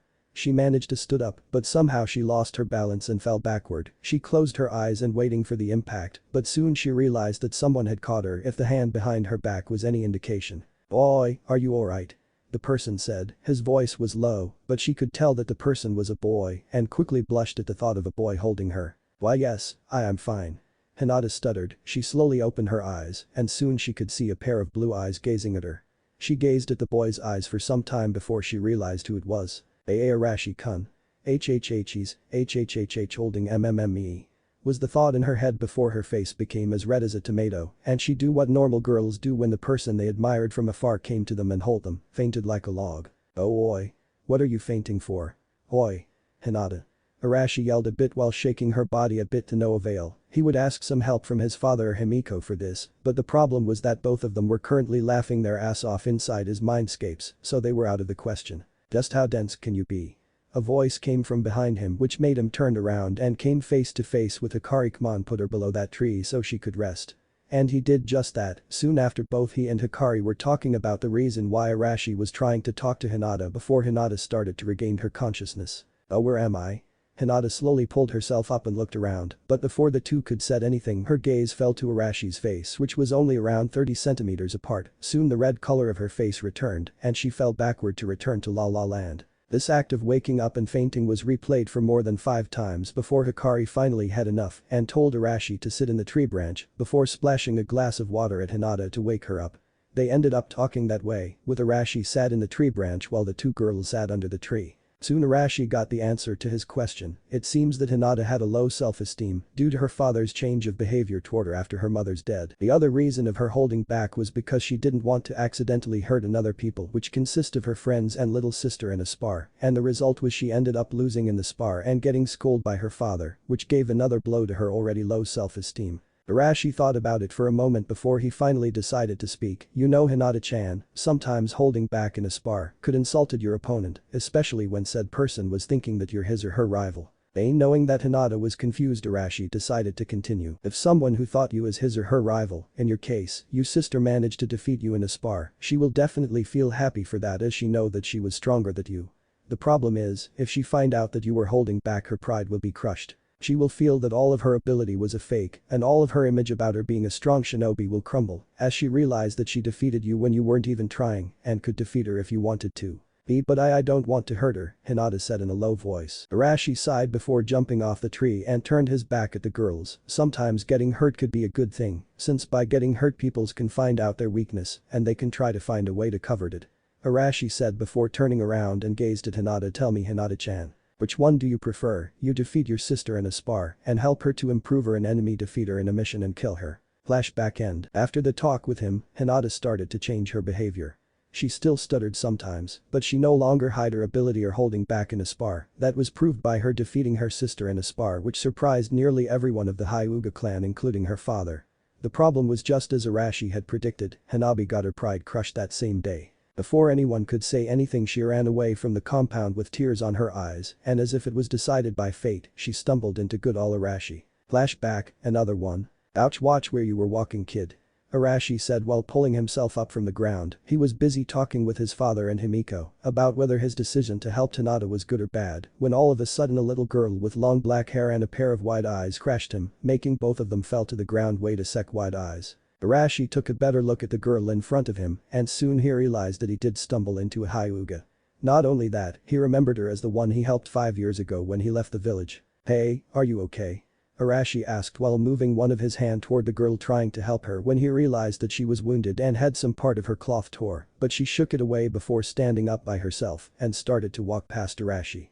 She was stopped however when Arashi grabbed her left arm and turned her around. "What do you want?" the girl yelled a bit at Arashi. Arashi shook his head a bit, knowing that the girl won't listen to her, even if he said anything before pulling her toward his apartment, which luckily was located not far from there with her yelling all the way and put her on the sofa. "You stay there for now, your wound will need some treatment unless you want them to be infected." Arashi quickly went toward the bathroom to take some medicine while the Hyuga girl just sat there dumbfounded. Never before in her life, someone except her father or the Hyuga council gave her order like that. Heck, even some adults in the main house weren't there to talk to her, but here she found a stranger only a few years older, had literally pulled her from the street to his house, which she had never went before, and gave her an order to stay. Just who is this person? And why did he help me? I didn't even know him. Her thought was cut when she realized that something wet was touching the wound on her left hand. She quickly turned toward whatever it was and found a red fox the size of a puppy was licking her wound. Surprised by it, she quickly pulled her hand away from the fox before she heard a chuckle came from the direction where the boy went before. I see that you've met my fox. Arashi said while walking toward her with a medicine box on his right hand. Oi, Himiko-chan. Why were you licking her wound? Don't tell me that you wanted to drink her blood. What do you think I am, Arashi-kun? A Dracula or something? I just wanted to taste it a little bit. Himiko said while licking her lips. Isn't that just the same? Minato asked while both he and Arashi sweat dropped. That fox is yours? The girl asked while pointing at the fox which had jumped from the sofa and went toward Arashi. Yup, her name is Himiko-chan. She is cute, isn't she? Ah, by the way, my name is Kazama Arashi, what's yours? The girl was a bit surprised at this since there's no one in Konoha that didn't know who she was. Are you new in this village? She asked in pure curiosity. Arashi was confused at the question but decided to answer anyway. Yeah, I came to this village around 2 months ago. Why? So that's why you didn't know who I am. My name is Hanabi Hyuga, the second daughter of the Hyuga clan's head. The girl said with pride, although deep down she was a bit sad. She was sure that this boy will started to act like the other peoples who act like she was a queen or something. At first she was quite happy with all the attention, but lately it was becoming a nuisance as she had almost no real friend. So Hanabi-chan is it? I guess you're Hinata-chan's sister. To said that Hanabi was shocked was an understatement. Not only did this boy knew her sister, but he didn't seem to care that he was practically kidnapping a Hyuga heiress. On top of that, he seems to act toward her like she was a normal girl without a character title. Alright, it's done now. Arashi's word took her back to reality, which gave another surprise as he had finished treating the entire wound she had without her realizing about it. What's the matter, Hanabi-chan? Arashi asked when he found that Hanabi was practically stoned. Hanabi was a bit shocked by the sudden question before she decided to speak. No, it was nothing. It's just thanking you for your help. Being a Hyuga clan heiress, she had almost no experience in dealing something like this. If she wants something she would only need to ask and she will get it, but knowing that the boy in front of her was not her everyday people, she realized that she had to at least give a thanks. Don't worry about it. But why were you running around while winded like that?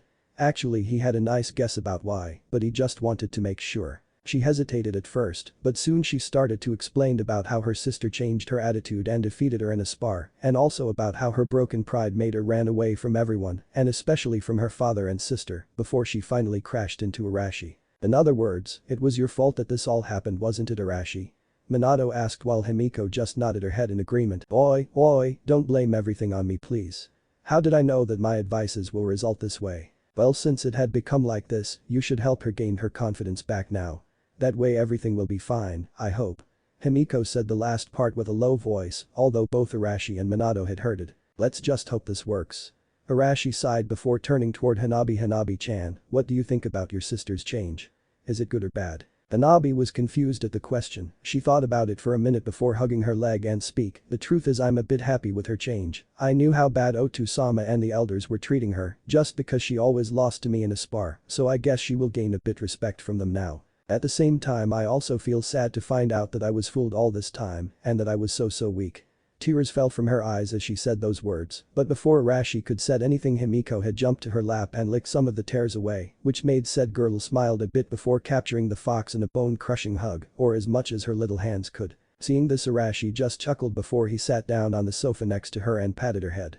You know, Hanabi-chan, sometime losing can be a really good experience. Hanabi lifted her head a bit so that she was face to face with Arashi, but didn't said anything since Arashi continued to speak. Just look at you, you might had the title of a genius, but it won't mean anything if you overestimate yourself and look down on your opponent. After all, sometimes people chose to hide their real ability for various reasons. In your sister's case it was because of her kind heart, but that didn't mean that she was weak and you could underestimate her, right? Hanabi nodded her head weakly as she had learnt about it the hard way. She had overestimated her ability and underestimated her sisters just because she always won in their previous spar, and this led her to her defeat. Now that you've learned your lesson, you should go forward in your life. After all, losing in a spar doesn't mean that it's the end of the world. You still have a lot of time to improve yourself and become even stronger than you're now, and as long as you don't repeat the same mistakes you will become one super strong shinobi, I'm sure of it. Arashi smiled warmly as he said these, and it seems to be contagious as Hanabi too start to smile a little. It was at this exact time the door of his apartment flew open and a figure came inside. Arashi-kun. We need your help. Hinata-chan's sister disappeared, and Hikari's statement was cut short as she froze with her mouth open when she came face to face with the sight inside Arashi's apartment. Being confused at her reaction, Arashi opened his mouth to speak, but before he could said anything, two other figures which Arashi identified as Hinata and Kiba appeared, and when they came inside they too stopped dead in their track with a surprised look on their faces. Guys. What's wrong with you? Arashi asked confused. You could be so stupid sometimes, Arashi-kun. Himiko said while giggling, which made Arashi faced her with a look that said, what did you mean? Try to see the current situation from your friend's perspective, Arashi. The answer came from Minato, which made Arashi even more confused. Sighing a bit, Minato decided to explain. Okay, here's the problem. 1. Hinata's sister, who disappeared from her house, are currently sitting in the sofa next to you. 2. Some parts of her body were strapped by bandages with her clothes tore here and there. 3. You still had your hand on top of her head. 4. Both you and her were currently inside your apartment alone. Realization quickly dawned inside Arashi's head. He could feel sweats pouring behind his head before he quickly stood up and put both his hands in front of him. Wait a sec. I could explain. Too bad the damage had been done to his friends, and soon they left their shocked state and started to speak. Hey Arashi-kun, you're a lolican. It was Hikari. Even if you're a lolican, going after your friend's sister is still wrong, Arashi. This time it was Kiba. Hey Arashi-kun, lolican, should I said who this was? Ho, I didn't know that you're a lolican, Arashi-kun. Himiko said while smirking slyly. My son had been defiled by the world of lolican. I've failed as a father. Minato said while pretended to be crying. What's a lolican? The innocent question from the little girl. The casino somewhere. I'm not a lolican. Huh? Tsunade-sama, what was that? A woman with a short black hair asked. Don't know and don't care, hey you. I placed everything in even number. Flashback end. Of course Arashi tried to explain everything afterwards, although one furious Hyuga Hiashi barging in his apartment with his Byakugan, flared on the next second, was not helping at all. Thankfully at that time Sandaime, who had seen everything from his all-seeing magic ball, came and start to explain everything, and soon all problems and misunderstanding was solved. After that Hiashi's attitude toward his daughters changed in a better way. He even started teaching them in rotation and thanked Arashi for his help. Hanabi also started to address him as Ani-chan. It didn't really bother him since he was older than her, but one thing for sure. He was very relieved that she did that after everything had calmed down. Imagine what Hiashi will do to him if he caught her calling him that, with a misunderstanding still ensues. Being accused as a lolican was bad enough, but being accused as a lolican who forced a little girl into calling him something like Ani-chan while her already furious dad was in the same room. Now that was something even the greatest Hokage would not want to experience. Arashi-kun. A yell came from his side made Arashi's thought return back to reality. He slowly turned to his side to see that Hikari was the one who yelled at him just now. Oh sorry Hikari-chan, what did you say? Said girl just sighed before turned back at her friend. I said that you better eat your ramen before it get cold. And the faster you start eating the faster I'll be able to see your face. Oh you're right, thanks. Arashi said before turning toward his ramen to spotted that Himiko had managed to run away from AM and was sitting in front of his bowl. Chuckling a bit, Arashi lifted Himiko before putting her on his shoulder, but as soon as he removed his hands from her, he could sense that Himiko had disappeared from his shoulder, which made him turn around quickly and saw a smiling Hanabi walk toward her seat while holding said fox in her hands. Great, another bear hug, Himiko mumbled a bit before resigning herself to her fate as the little girl's plushie. Well, that's your own fault for choosing that size. If you were a little bigger maybe they won't bear hugged you like that and have everyone attacking me for being a super size fox. No thanks, beside in the size I could cuddle myself in your neck every time I want to. Well, anytime I wasn't bear hugged by these girls anyway. Suit yourself then. Arashi said while smiling a bit when he saw that Hanabi had started rubbing her face at Himiko, an act which also took the attention of his friends including Hikari. And too bad for her that Arashi realized it and chose this exact time to eat his ramen as fast as he could. Thank you for the food. Arashi said while clapping his hands together. What? Came Hikari's response. She quickly turned around to spotted one empty ramen bowl in front of Arashi. She couldn't help but cursed herself for letting her guard down, giving her another failure in her reveal Arashi's mysterious face mission. What's what? Arashi asked. Realizing that she had said that one quite loud, Hikari quickly shook her hands before answering, and no, it's nothing, sorry. Arashi knew that she was lying but decided to shrug it off before ordering yet another bowl of ramen. The next day, Konoha was having its time in the year, flowers, stands, and peoples could be seen covering the main street of Konoha. You could see kids running in the street while wearing a Hokage mask or teenagers and adults chatting with each others while scanning every stands near them. All in all, it was happy day for everyone in Konoha. After all, they were having a festival to commemorate Yondaime Hokage's win against the fierce demon fox which once endangered Konoha and managed to kill a lot of shinobi of this village. Peoples were having a blast as they stopped doing their normal activity and decided to have some fun in the festival. Well, all but one. Look at them partying like there's no tomorrow. Are you sure that you don't want to go there? Nah, like I said before, I don't like this festival. All I got from it was bruises or near-death experiences after all. Was the answer that the Red Fox got from one Kazama Arashi. The red-haired boy could be seen sitting in a place where no other people could be seen, on top of Yondaime Hokage's head. Even before the morning could be seen, this boy had left his apartment to train before finally decided to take a rest in his favorite place, which was also the only safe place he could hide beside the Hokage mansion. Well, if you really insist about that, Himiko sighed before she transformed into her human form and took a seat next to Arashi. Before Arashi could said anything, the red-haired girl next to him quickly placed her hand on his head and pulled him down so that he was lying with his head on her lap. "Oh oi, what are you doing?" Arashi asked confused. "Just shut up and relax. We're girlfriend and boyfriend already, so there's nothing wrong with this kind of affection, right?" Arashi couldn't find any answer for that, so he decided to stay quiet before he remembered something. "By the way, Himiko, where's your ear and tail?" "Oh that, well, I've gotten used to hide those with ninjutsu whenever I transform into my human form." "Gotten used? But I've never seen you transform even once since we came to Konoha. Wait a second, so you were the reason that I sometimes feel pain in my arms and chest when I woke up in the morning?" Arashi said while sitting up and point his right index finger toward Himiko. "Haha, it seems I've gotten caught." Himiko laughed a bit while rubbing the back of her head. "Sorry about that, I only wanted to try it once before, but since it was really comfortable it became a habit." Himiko said while knocking her head sheepishly, which made Arashi sighed. "Oh well, not that I lost anything because of that, but next time you want to do that, please tell me beforehand, okay?" "You got it, master." Himiko put her right hand in front of her forehead, pretending to give Arashi a salute before pulling his head back to her lap and rubbed his hair gently. The two of them stayed in a comfortable silence until they heard footsteps coming from behind. The two quickly stood up and looked behind them to saw a woman walking toward their position. The woman was wearing a black cloth, and from what they saw she also brought something on her hand, but the one that took the two's attentions was the color of her hair, which was bloody red, just like theirs. Mom. Good morning, you two," Kushina said when she spotted the two before walking toward them. Good morning," Arashi said with a low voice while Himiko just nodded her head. "I'm sorry if I disturbed you, to tell you the truth I never expect to meet anyone here." "And no, it's okay, we didn't expect anyone either," Arashi said quickly. Kushina smiled a bit after hearing that. A moment later she walked past Arashi and Kyuubi before crouching at Yondaime's head and put the thing she brought with her, which was Ramen, Himiko said in confusion. Kushina giggled a bit when she heard Himiko's statement before standing up and faced her. "That's right, is it strange?" No, I didn't meant to insult or anything, I was only." "Don't worry, I know it is quite strange to put a bowl of ramen here where there's no one to eat it." Kushina smiled before patting Himiko's head trying to calm her down. "But why are you doing something like this?" Curiosity got the better of Arashi, and before he knew it he had asked the question. Kushina's smile became a bit grim when she heard the question, but decided to answer it. "Actually, I am doing this for my son." "Your son?" Arashi said a bit hesitant. Kushina nodded her head before she sat down on the ground. "Yes, the truth is he ran away from this village 5 years ago and haven't returned back ever since." "He ran away, why?" Arashi asked again. "Hey Arashi-kun, is it really okay to ask that?" Himiko asked, her voice was full of worry. "Let him be, Himiko, he need to know what Kushina think about this," Arashi said quickly, although in the inside he was also worried about this.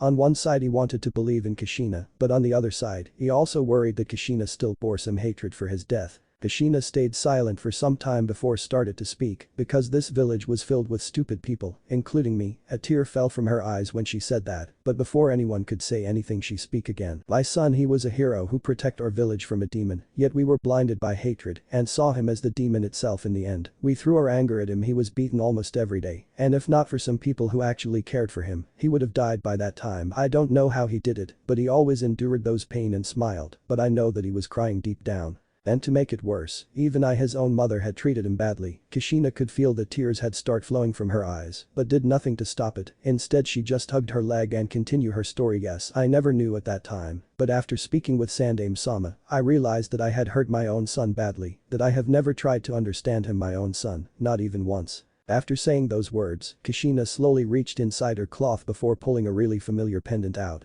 That pendant she kept it. Arashi's eyes widened a bit when he saw it and couldn't help but smiled warmly when he realized that she had kept his last gift. This pendant was the last and the only gift I ever really received from him. The truth is I had received some other gifts from him, but I was still clouded by my own hatred at that time and I ended up destroyed or thrown away all of them. Kushina gazed at the pendant for some time before holding it on her chest with both hands. The day I received this, I made a promise to myself that if I ever meet him again, I will apologize to him. I know that my sin to him was too much to be forgotten by a simple apology, but I feel that if I don't do that, I won't be able to rest in peace. Of course it was his own decision whether to forgive me or not, I can't and won't interfere with it, and I also won't blame him if he doesn't want to forgive me, but I really hope that someday he will forgive me for everything I did. Kushina hung her head down and cried silently after she said that, but she quickly pulled her head back up when she felt a hand touch her face and wiped her tears. Please don't worry about it, I'm sure that he will forgive you. Arashi said while smiling before standing up and turned toward Himiko who was smiling warmly at him. Kushina didn't know how he did it, but this young boy had lifted all the sadness from her heart with those words. After wiping the rest of her tears she stood up to her feet and smiled at the two teenagers in front of her. By the way, you still haven't told us about why you put the ramen here. Himiko said while putting her right index finger on her mouth. Ah, that's right. Actually this was my son's favorite place and that ramen was his favorite food. Ever since he left this village I always came here at his birthday, which is today, while brought a bowl of ramen with me, hoping to be able to meet him here one day. Well, it seems your prayer was heard. Arashi thought happily before bowing toward his mother and walked away from that place followed by Himiko. Kushina stared at the two teenagers who was walking away from her when all of a sudden she felt that she saw a silhouette of a little boy with blonde hair walking besides the mysterious boy before the silhouette stopped walking and turned around to face her with a smile on his face, a smile which she saw so many times in the past. Naruto, her eyes widened at this, but before she could say anything a strong wind came making her close her eyes and when she opened them back the two teenagers and the silhouette of her son had gone from her sight. She smiled a bit before turning around and gazed at the sky while holding the pendant and said, "Must be my imagination." It was nighttime in Konoha and everyone had returned to their houses to rest. Well, almost everyone that is. So tomorrow is the day, huh? Himiko asked, trying to put herself in the most comfortable position she could on Arashi's neck. Arashi didn't answer, he just nodded his head a bit as it was enough to answer Himiko's words, which looked more like a statement than a question. He might not show it, but he was looking forward to the next day, as tomorrow is the day where he would finally become a ninja, and that meant he could stop holding back. Even if he is only able to show his real power in a dangerous situation, it is better than nothing, I guess. Arashi walked slowly toward his apartment, he just had a nice dinner consisting of 6 bowls of ramen with different flavors in each of them.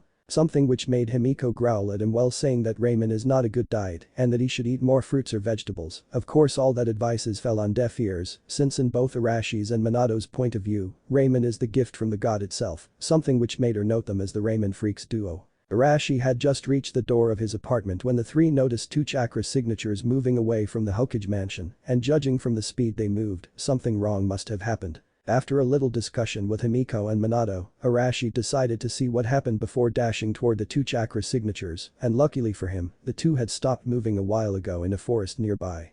Arashi silently sneaked toward the 2 before hiding behind a tree while listening to their conversations. A few minutes ago, damn it. Where are the Anbu when you need them, was the thought of one Yumino Iruka who was in hot pursuit of his fellow teacher in the academy Mizuki. He was walking near the Hokage mansion when he saw a shadow jumping away from the window and landed next to him, a shadow which he identified as Mizuki. He was about to ask him about why he did what he just did before he noticed that Mizuki was carrying the forbidden scroll of Konoha, which made him realize everything quickly. Mizuki was trying to steal the scroll. So here we have him running as fast as he could to catch the silver-haired Chunin before said Chunin stopped and turned around to face him. Well. I must admit that you are a really persistent one, Iruka. Mizuki said while smirking. Just what are you trying to do, Mizuki? That scroll on your back is not something you could take anytime you want to.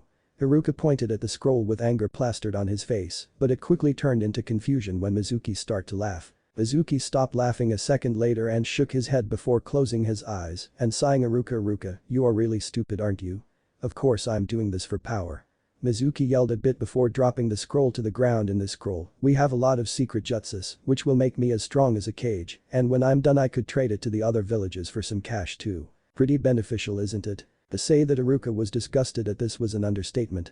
Not only did Mizuki dare to steal the scroll, he even wanted to sell that scroll to the other hidden villages. Not if I can stop you here, Mizuki. Iruka yelled before he dashed toward the silver-haired Chunin and throw a punch at his face, only to see a smirking Mizuki who had anticipated this attack and had lifted his left arm to block. What he didn't anticipated was that Iruka quickly opened his hand and caught Mizuki's arm before pulling him and landed a kick on his stomach, making him fly toward the tree behind him. Give up now and your punishment will be lighter, Mizuki. Iruka said while Mizuki just smirked before jumping back to his feet. Why should I do that if I can kill you here and gone without punishment? Mizuki pulled out a bunch of kunais and threw them at Iruka, who used his own kunai to block most of them, although one still managed to land on his right leg. Seeing that Iruka had lost his balance thanks to the kunai on his leg, Mizuki quickly threw another volley of kunais before he himself ran toward Iruka, who was busy deflecting the kunais. Too bad for Iruka, one of the kunai had an exploding tag on it. The explosion from it wasn't big, since Mizuki didn't want to gain too much attention, but it was enough to make him fall to the ground, which earned him a kick on the face courtesy of Mizuki. That's a payback for what you did before, now it's time for you to die. Mizuki pulled out another kunai before walking toward Iruka, who was trying to get up on his feet but found out that it was really hard to do. Mizuki laughed when he noticed Iruka's problem before he started to speak. It's no use, Iruka. The kunai that hit you before was coated with poison which will paralyze your whole body. Mizuki said while smirking as he saw the surprised look from Iruka. What? Did you think that I wasn't prepared for someone to interrupt me? Well, just blamed yourself for your stupidity then. Mizuki raised his kunai and was about to stab Iruka when a yell was heard. Duetin. Tatapa. A big whirlwind blasted through the forest, and before he could react, Mizuki was hit by it and thrown away to the deeper part of the wood. Iruka was quite shocked at this, but quickly sighed in relief and muttered a small thanks for anyone who had used it on time. He was able to see a shadow which he thought as the one who had helped him dashing toward Mizuki, but was unable to saw who it was. He wanted to go to help, but realizing that the poison had paralyzed his whole body, he decided to just stay there and wait for help. Mizuki on the other hand was really pissed. He was so close in killing Iruka and ran with the scroll when another one showed up and blasted him with that whirlwind. Realizing that someone was coming toward him, he quickly scanned the area and saw a shadow above a tree branch quite near to him. So there you are. Show yourself now so I can kill you, bastard. Mizuki yelled at the shadow that just shook his head and sighed. Oh boy. I was supposed to get a genin test from him, not an insult or a murder attempt. The problem is what you're gonna do now. He's not an enemy you could defeat with that taijutsu act, you know. Well, he won't be able to give any genin test after what he had done today, so I guess it won't hurt to show off a little. Arashi grinned a bit when he heard his father's word and quickly jumped from the branch and onto the ground in front of Mizuki. Seeing the shadow's identity, Mizuki just laughed before gazing at Arashi. And I thought that you were a jounin. Listen here, Mr. Ninja Wannabe, you may take me by surprise with that jutsu just now, but I suggest you run before I hurt or worse kill you. Mizuki said while pointing his kunai at Arashi. Sorry, but I think that you should take that advice for yourself, Mr. Cage Wannabe. Arashi said while giggling as he saw that Mizuki's expression quickly changed to that of anger when he used his own insult at him. That's it. I was planning to let you go before, but now I'm going to kill you. Mizuki quickly threw the kunai on his hand before he himself dashed toward Arashi, who had dodged the kunai and punched him in the face, only for Arashi to disappear in a puff of smoke. What? Cage Bunshin, Mizuki shouted in surprised. No academy student was able to do that, heck, even he wasn't able to use it freely, and he was a chunin. Where are you, bastard? Mizuki looked around to find his ex-student but found no trace of him. He was thinking that Arashi had run away when he felt a chakra signature behind him. He turned around as soon as he could and spotted Arashi around 4 meters away running toward him. The only problem was that Arashi was holding something on his right hand, something which looks like a spinning blue-colored orb. Since you really want to become a Kage, why don't you feel a jutsu from one? Arashi yelled, and before Mizuki managed to do anything he had came face to face with the red-haired boy. Rasengan. With that cry, Arashi slammed the blue orb at Mizuki's stomach, sending him flying through some trees before he finally stopped and fell to the ground unconscious. When I said you could show off, I don't think that I meant this. Minato sweat dropped at his son's action to use Rasengan of all jutsus. He's right, Arashi-kun, what if he tells someone about this? Ah, who cares? Besides, I would use it sooner or later anyway. Arashi replied with a cheerful voice before he stroked Himiko's head, gaining a purr from her. Oh well, what's done is done.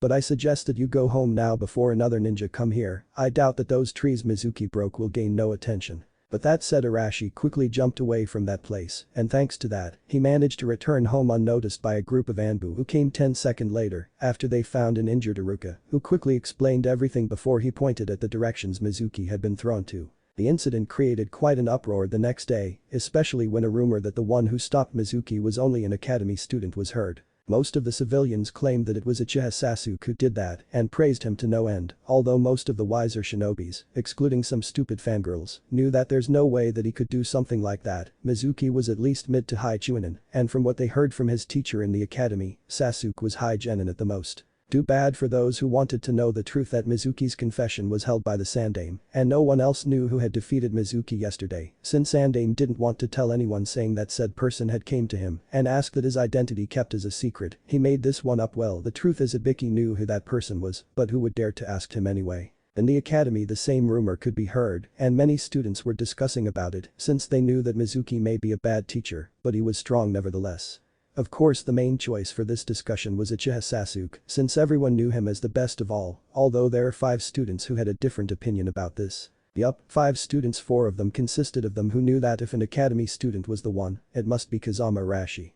The last one was none other than the brooding Uchiha Sasuke. When he heard that it was an academy student who did it, he fell completely into his anger mode, as he thought that this student had stole the power who was rightfully his, and that he will find him and forced him to give him the power. He soon cool off his head, as he thought that this was just a stupid rumor, and that the one who beat Mizuki must be a Jounin or an Anbu who used a hinge to fool Mizuki. Meanwhile the red-haired boy was currently trying to sleep on top of his desk, which was located at the far back of the class. He had slept really late thanks to Himiko, who insisted to slept on top of him in her human form, which was really disturbing, not to mention that Minato kept annoyed him by saying that he had acquired a new fluffy blanket. Became a bit early since he had expected that Takari, Shino, Choji, and Shikamaru will ask him questions about the incident. He answered them truthfully, in whispers, because he knew that it won't be easy to fool these 4 when they knew about his real ability, especially Shikamaru and Shino. Thankfully after hearing the truth they just nodded and left him to his peaceful slumber, but too bad for him, the god wasn't being nice to him today.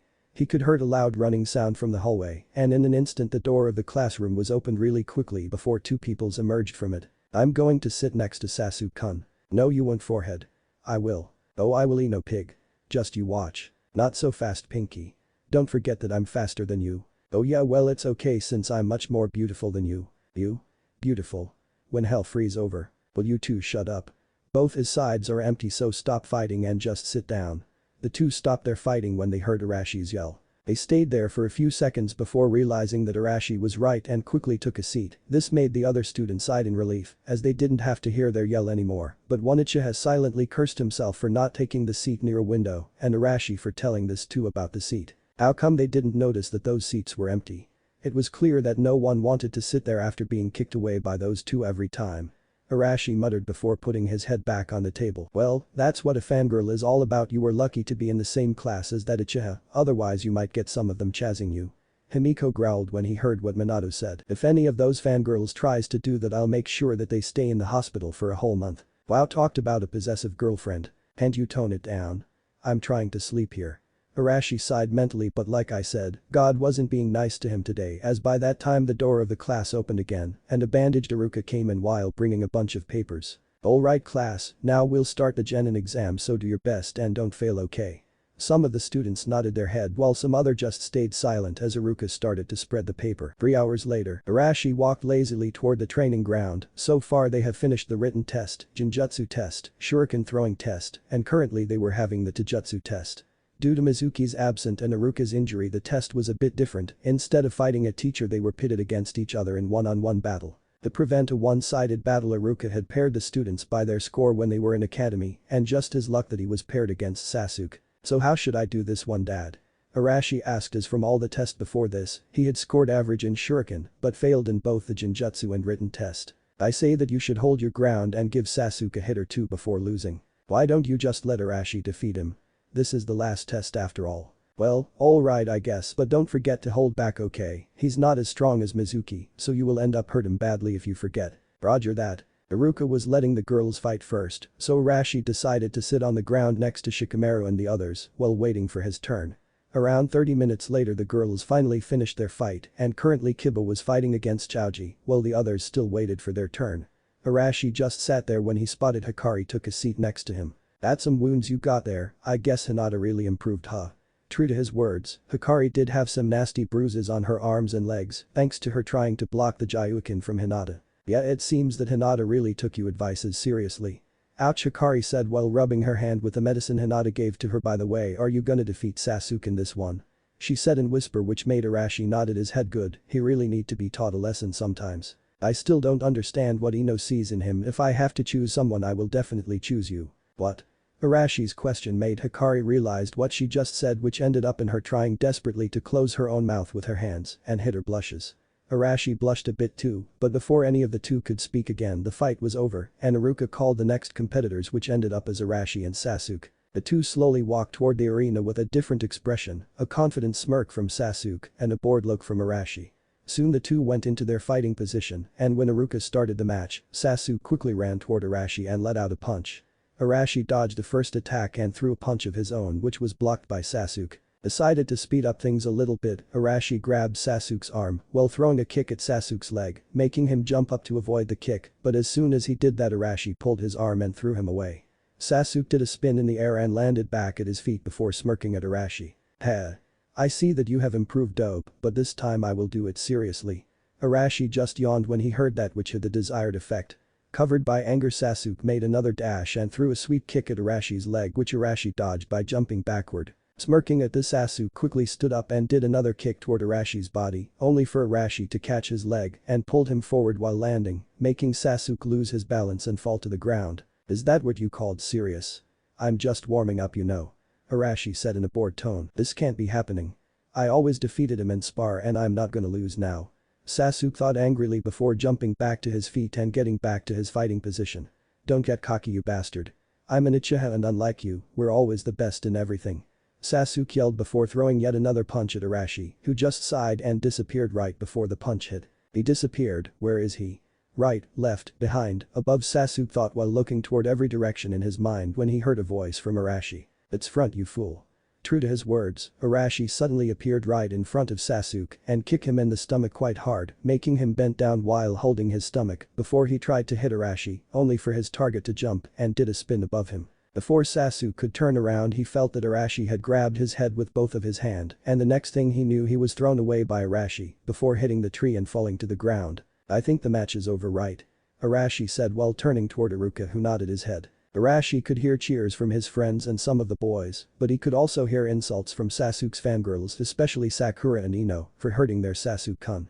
He slowly walked back to his friends when he heard a yell from behind. Heitan. Kikyaku no Jutsu.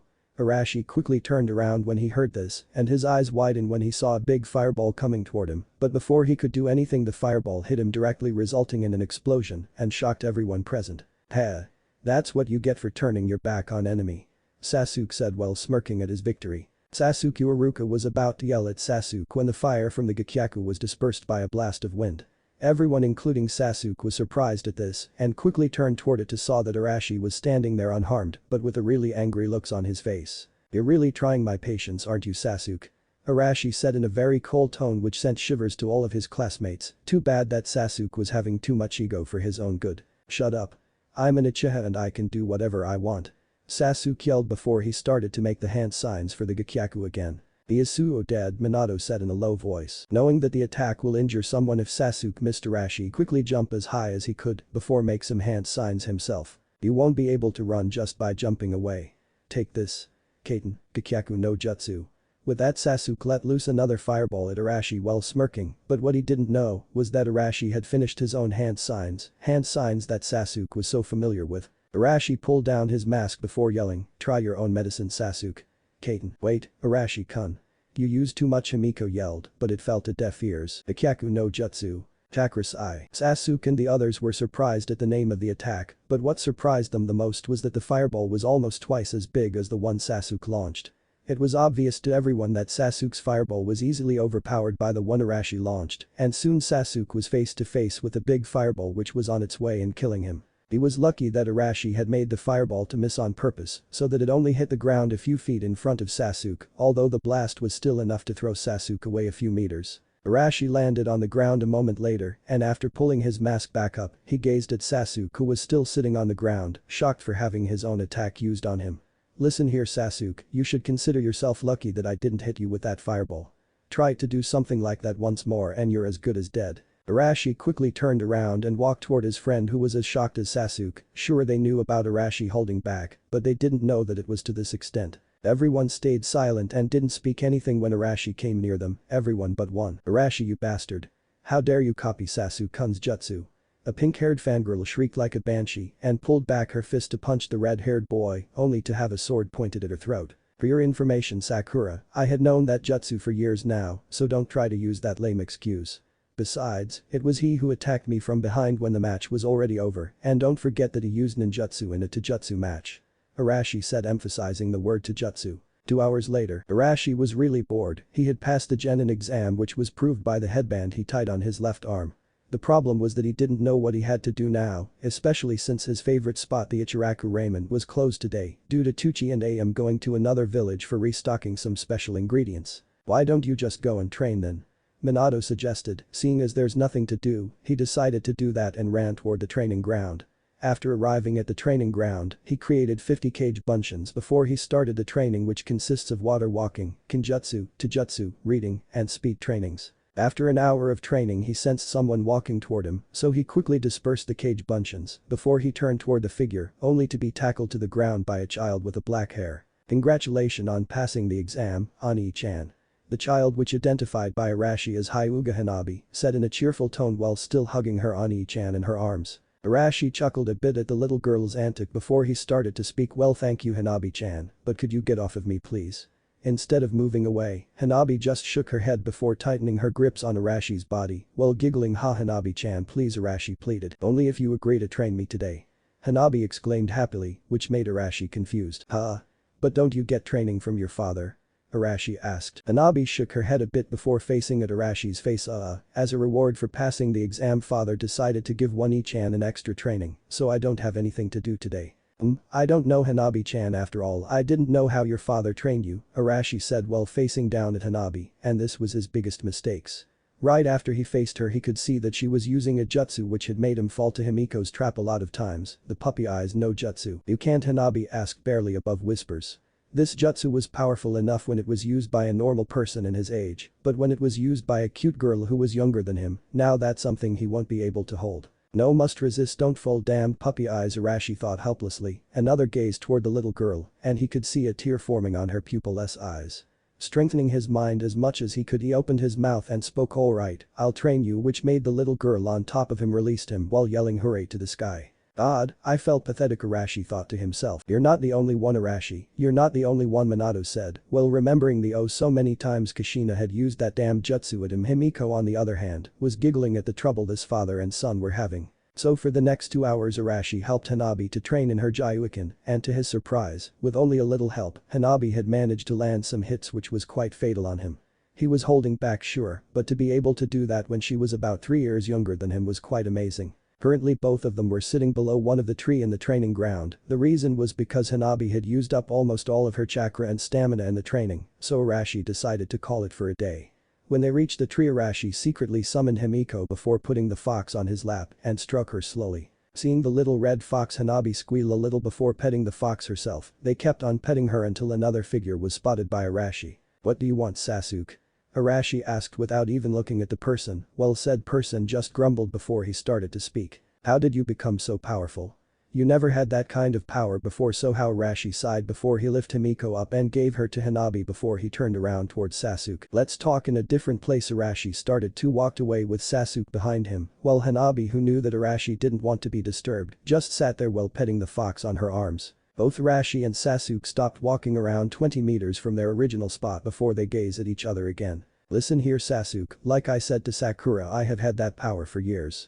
The reason I hold back in the academy was because I want to keep it as a secret so I could get the surprise advantage over my enemy. Then train me to be stronger.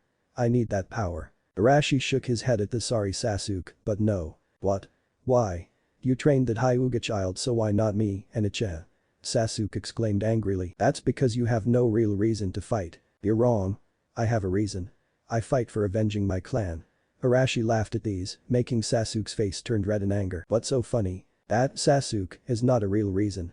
That's merely an objective you want to achieve, something which will end when you've done it.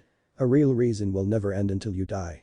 Sasuke stayed silent as he had no answer to this statement. Seeing this, Arashi decided to continue. Besides, I don't think that Itachi is a bad person. What do you mean?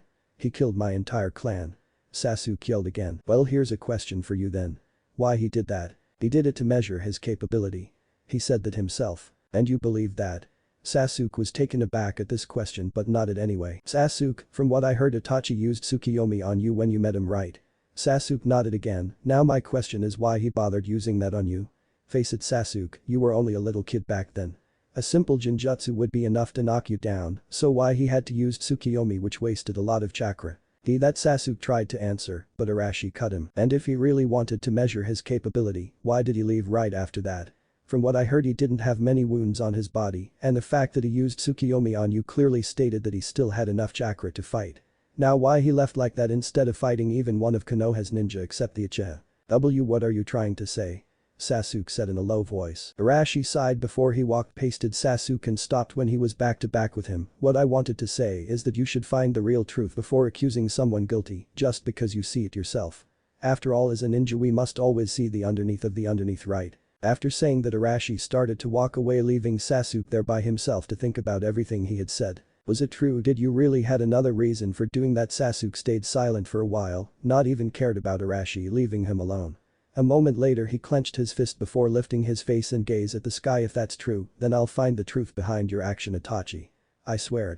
Beep beep beep crash. Stupid alarm clock, Arashi muttered while rubbing his eyes. That's good morning for you.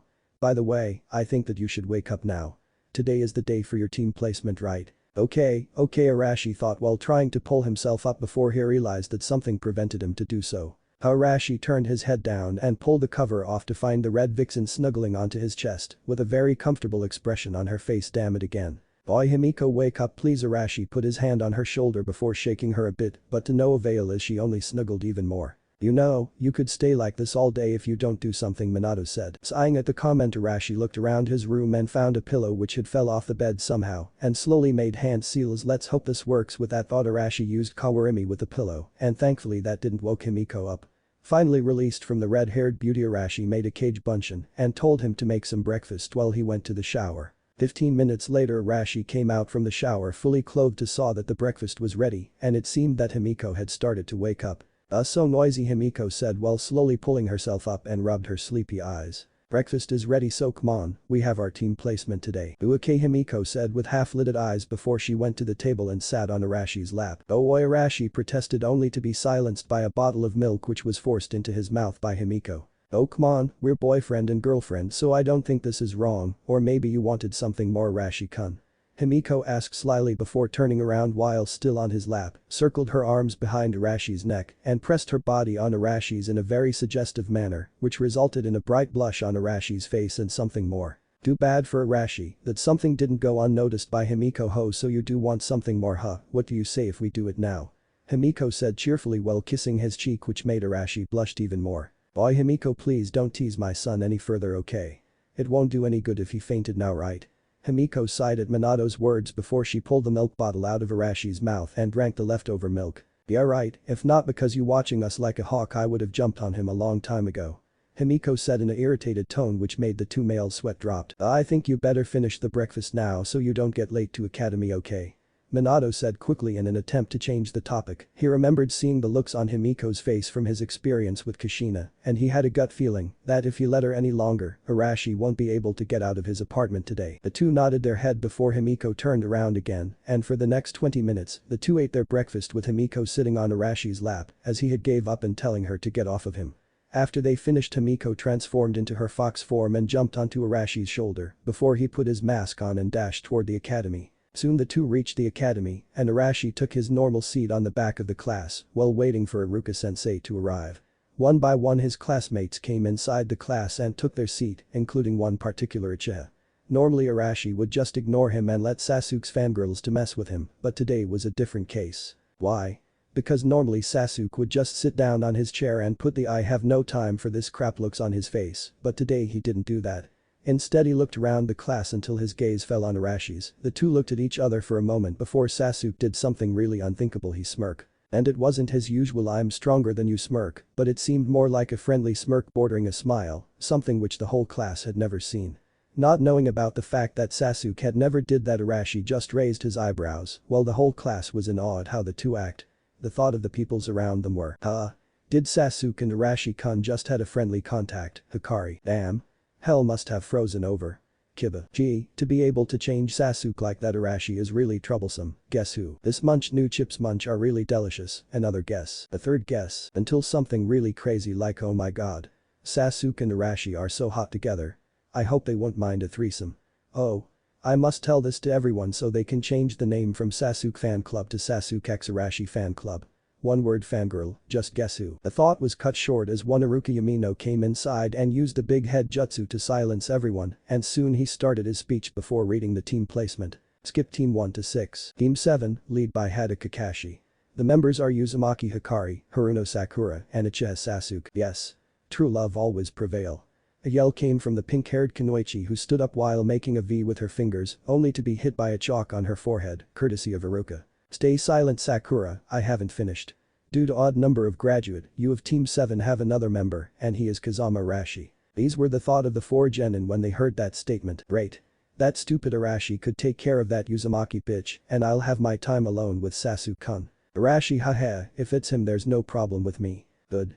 At least I don't have to handle the Banshee and that emo prince all by myself, not counting all the time I have to uncover that damn mask. Well, I could handle Hikari.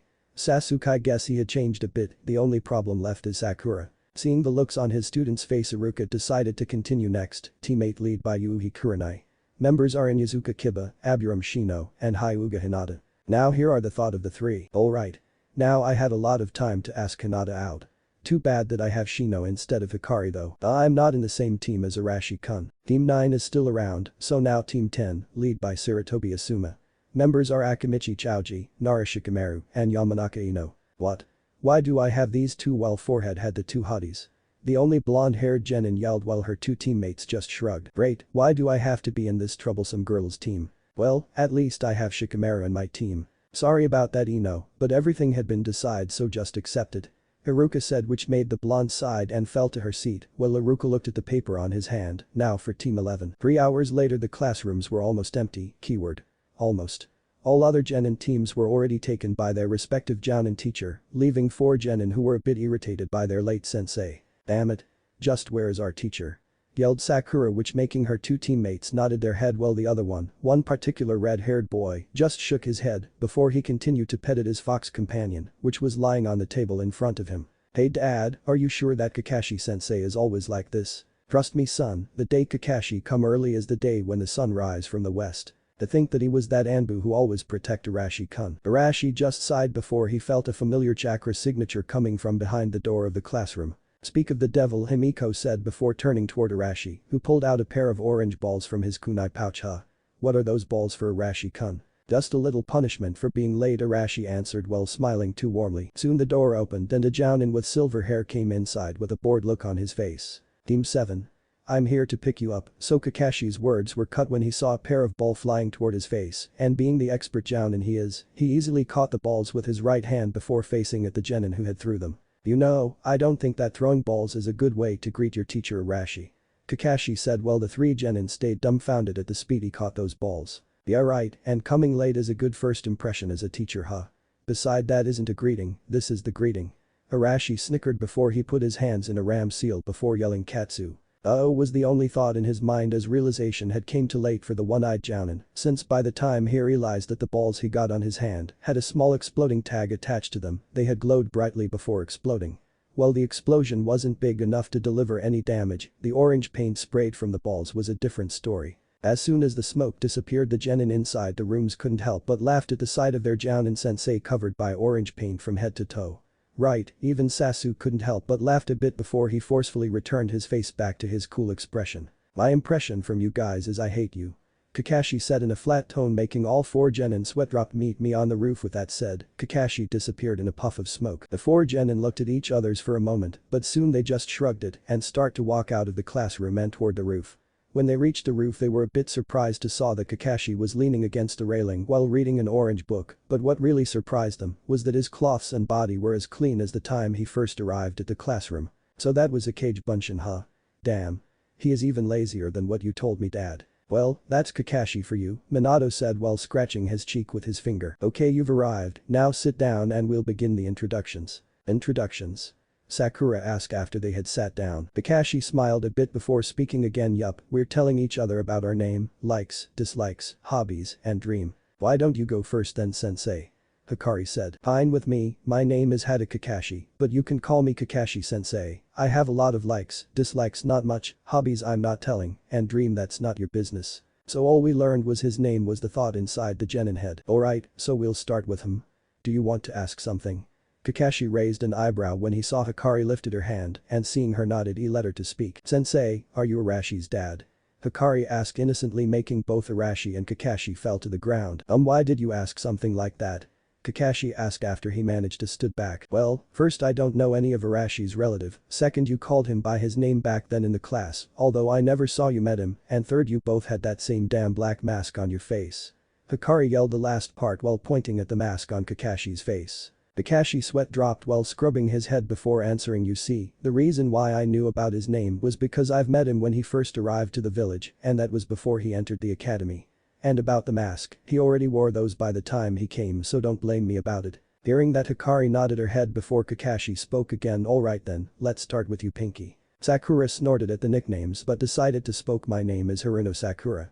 I like look at Sasuke. My dislikes no pig. My hobby is another glance plus giggle.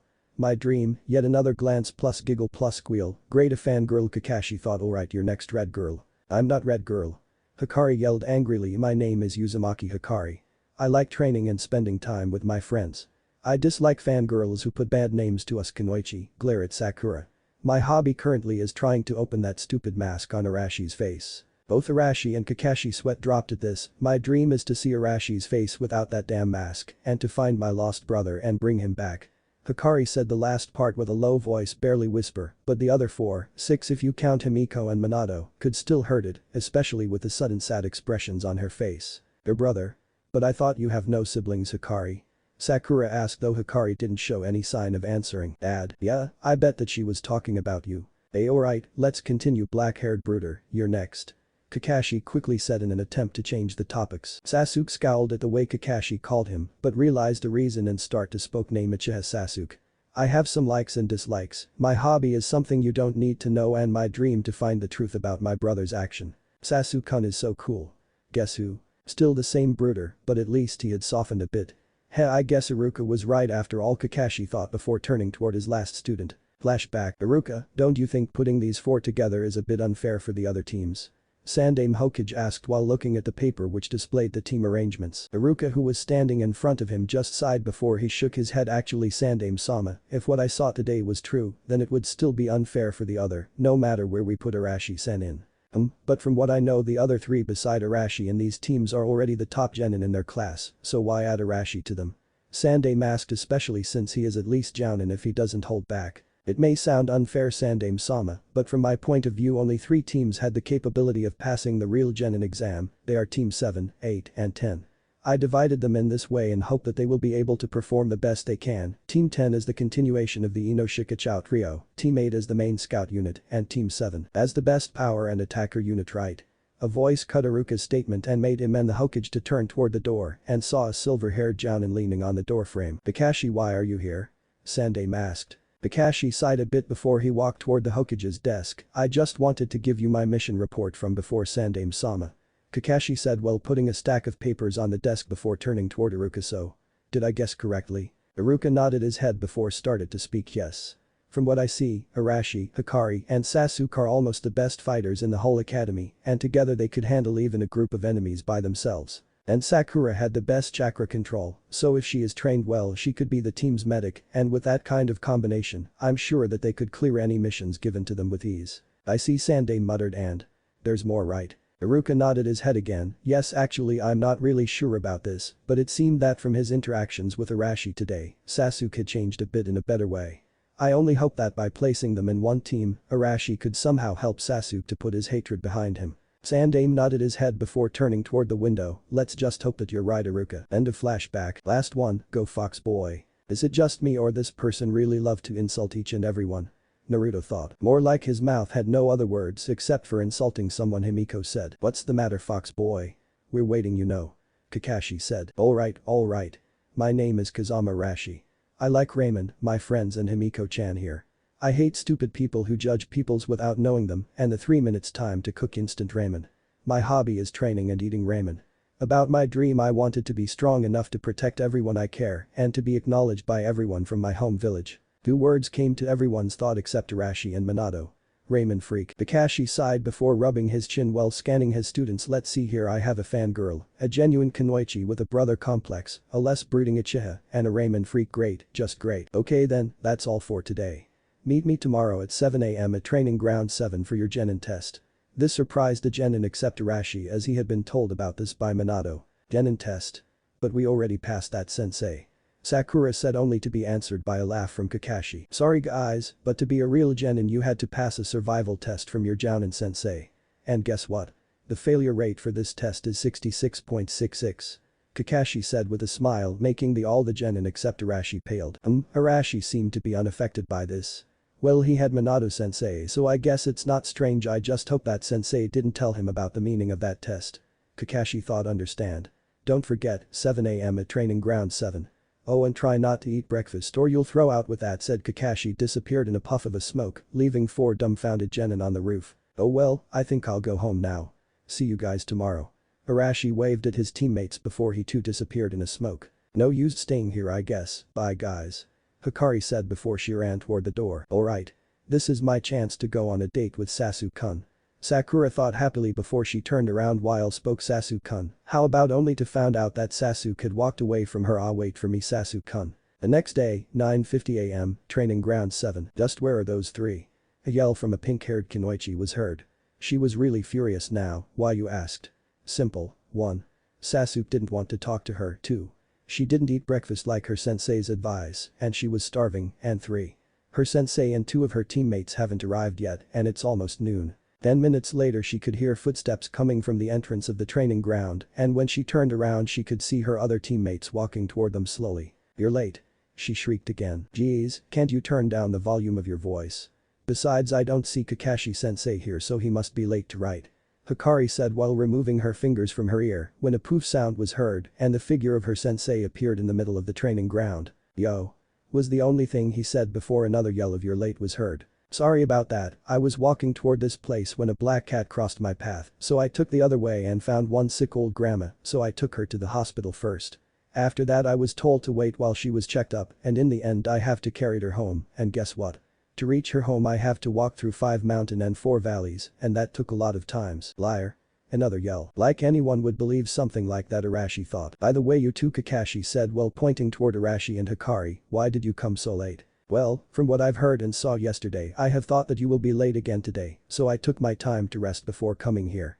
Arashi said, well, the truth is father was the one who told me to come late, but I can't say that in front of my teammates. I see, and you? Kakashi pointed at Hikari. The truth is when my mother heard that you're my sensei and that you want us to come here, she told me to come late since she was sure that you will be late again. Kakashi nodded at the answer before turning back at the others. Well, let's start the test then. Kakashi said before pulling 3 silver bells and 1 alarm clock from his pocket. The test is simple, you have to take one of these to pass. Anyone who has no bell when this clock rang at 12 o'clock will be sent back to the academy. But sensei, there are only 3 bells and there are 4 of us. Hikari said, which made Kakashi smiled a bit. Yup, that means one of you will return to the academy. Now begin. With that said, the 4 genin disappeared from sight while Kakashi just looked around before pulling a book and start to read it. Okay, they hide themselves quite well. Now I wonder who will start the attack, Kakashi thought while keep on reading his book before walking toward the forest. But Arashi was sitting on a branch while thinking about the test since his father didn't want to give the answer. Okay, so the test is to take a bell, huh? I guess I could take one even if he go all out, but that would be difficult and I don't think that the others could do the same. There must be a hidden meaning behind this test. Arashi slowly looked around to see what his teammates were doing when it came to him. Of course. We are a team, so we must work as one. I guess I'll find the others then. Arashi thought before he jumped away toward the nearest teammate he could find, while inside his mindscapes, Minato was smiling at how his son had found the answer so fast. But Kakashi, did I overdo it? Kakashi asked to himself while he was standing in front of one fainted Sakura who was defeated by one simple genjutsu, which made her saw a really bloody and nearly dead Sasuke walking toward her with a dozen of kunai and senbon around his body. The effect was quite funny as she wasn't even able to let out a sound from her mouth before she fainted to the ground, making Kakashi shake his head. Kakashi had no time to think though as a bunch of shurikens flew towards him and hit him directly, only for him to turn into a log. In the other tree, one Sasuke Uchiha cursed himself for failing to defeat his sensei with that shurikens, and he knew that he had gave his whereabouts to an opponent, and something like that never end in a good way. There you are. A voice from behind him took him by surprise as he quickly turned around and dodged a punch to his head, but he still got hit by a spinning kick which threw him onto the ground. Too bad, that surprise attack of yours had failed. Kakashi said with a smile, let's see how good you are compared to Sakura. I'm different from her. Well, we'll see about that.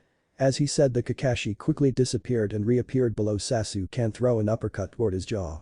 Sasuke managed to dodge that attack by bending backwards before he turned even more and did a somersault kick at Kakashi, which made him dodge to the side. Trying to gain the upper hand, Sasuke pulled out a bunch of shurikens in midair and threw them at point-blank range, but to his surprise, Kakashi turned into another log and appeared next to him with his right hand ready to hit him. Damn it. Sasuke yelled to himself as he got hit by the punch and flew to the side. He quickly got into his feet and dashed toward Kakashi again and delivered a series of punch and kicks before he found an opportunity and quickly reached toward the bell, only to be caught and thrown away by Kakashi. He's quite good, I don't even have time to read my icha. Lucky that no one was here to help him. Kakashi's thought was stopped when he saw that Sasuke had stood back and started a series of hand seals before he inhaled some air. Oh boy, he is able to do that. Pain. Kikyaku no Jutsu. Sasuke yelled while he threw away a big fireball toward Kakashi, but to his surprise Kakashi didn't try to dodge the attack, instead he threw a bunch of shurikens at him right at the same time as when he used his jutsu. His attack hit the mark, but he knew that he couldn't hold the jutsu for long, so he quickly stopped it before jumping to the side just before those shurikens passed through the flame and hit a tree. To make it worse, when he turned toward the place Kakashi was standing he was already gone, and by the time he realized it was already too late as Kakashi was already behind him with a tiger hand seal ready. It's over. Konoha hit into Jutsu Aogi. Senengarashi. With that said, a cry of pain was heard all over Konoha a few moments before with Hikari. This is bad, I may be quite strong at Taijutsu, but don't think I could fight on par with an elite jounin like Kakashi-sensei. Hikari was so deep in her thought she didn't even realize that someone was sneaking behind her until a pair of hands came from behind her before covering her mouth and pulled her backward. MMPH. Hikari thrashed at her assaulter before she heard the people behind her let out a SHHH. Which made her stop trashing and looked behind her to come face to face with the familiar blue eyes. Hikari sighed in relief when she realized the identity of the person behind her. Seeing this, he removed his hand from her mouth and spoke. Alright, listen here Hikari. This test had a hidden meaning. Hikari asked dumbfounded, and soon Arashi started to explain everything to her. I see, so what should we do now Arashi-kun? Well, first we need to find the other two and then we make a plan to take those bells. Hikari nodded her head at this. They were about to leave when they heard a yell which made them turn around quickly, only to spotted one Uchiha Sasuke flying toward them while holding his ass. What the Hikari exclaimed before Sasuke flew past them, but lucky for him, Arashi acted fast and caught him before he hit the ground. Soon Hikari jumped from the branch and joined her teammates on the ground with worry on her face. Hey Sasuke, what happened? Why did you yell like that? Let me guess, Kakashi-sensei used the hidden Taijutsu Aogi on you? Sasuke was surprised at first since Arashi knew it, but nodded anyway. I see, you got my pity there Sasuke. Arashi said while petting Sasuke's back. He could remember the first time his father used that attack on him because he pranked him when he visited his mindscape. It's safe to say that Arashi had never pranked his father anymore after that experience. Mind telling me what's going on here? Hikari asked, only for her teammates to quickly shake their head. Something was better to be left out unknown. Oh well, since Sasuke's here all we had to do is find Sakura now. That's right. Hey Sasuke, do you know where she is? We found out something about this test which maybe could make all of us pass.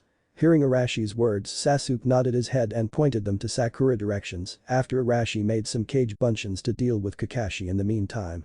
15 minutes later in the middle of the training ground. I wonder what those Genins are up to this time.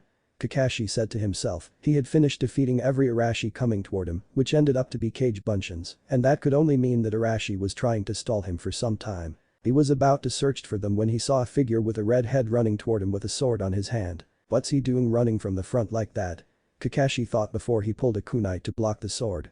Soon the two engaged each other in a sword fight while 3 pairs of eyes were watching from the forest. After several clash the two separated themselves and stood there while facing at each other with their weapons still on their hand. I must say that you're quite strong Arashi, but a genin like you won't be able to defeat me with only a sword. Arashi smiled behind his mask before he threw his sword from his right to his left hand, confusing Kakashi, who said that I will fight you with sword alone.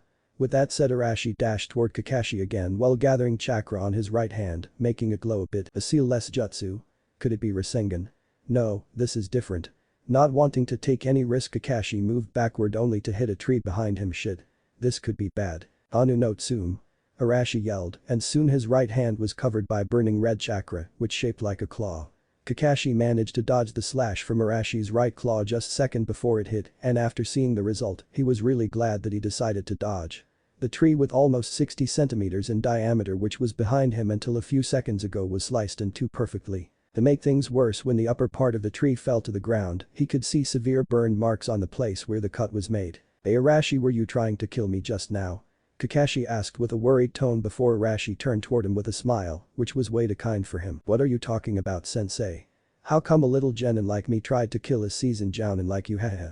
Arashi laughed with a tone which gave really cold shivers to Kakashi. Too bad for Kakashi, that act was distracting enough for Arashi to found an opportunity to throw a dozen of shurikens toward him.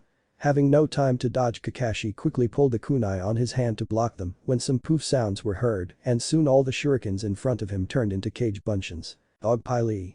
And soon Kakashi was stormed by the cage buncheons, who pulled him to the ground and body slammed him. Arashi was about to go and took the bells when a yell was heard. "This is bad. At this rate he's going to take a bell from me. How lucky that these buncheons forgot about the kunai on my hand."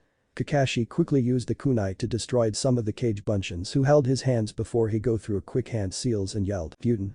Tatapa." The blast of wind quickly dispersed all of the cage buncheons around him before he jumped on his feet and faced Arashi once again. The problem was that Arashi had run toward him with full speed with his sword ready. "Sorry, but that won't work, Arashi," Kakashi said while throwing the kunai on his hand toward Arashi, but to his shock, Arashi didn't dodge the kunai as it pierced through his chest before he fell to the ground. What?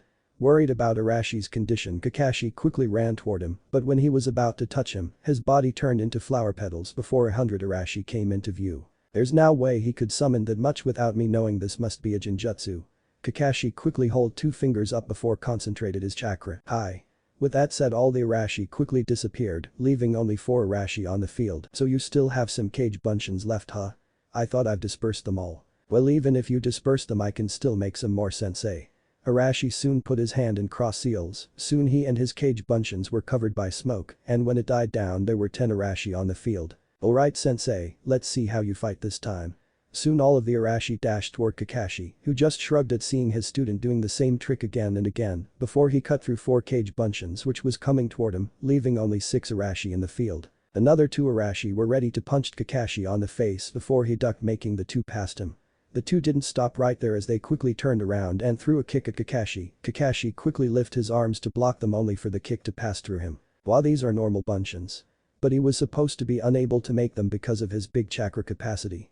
Kakashi was cut from his thought when the other 4 Arashi dashed toward him from behind, so he quickly turned around and hit one of them, which resulted in a puff of smoke. He was about to pull his hand to hit another one when he realized that someone was holding his hand. Kakashi quickly turned back toward the cage buncheon to find out that the one he hit was none other than Sasuke. "Don't tell me." Soon the other 2 Arashi quickly grabbed Kakashi's other hand and legs, while the last one made a dash behind him and took the bells just as the alarm clock rang. A moment later the 2 Arashi and Sasuke removed their grip on Kakashi, while the Arashi who hold the bells walked toward the other 3.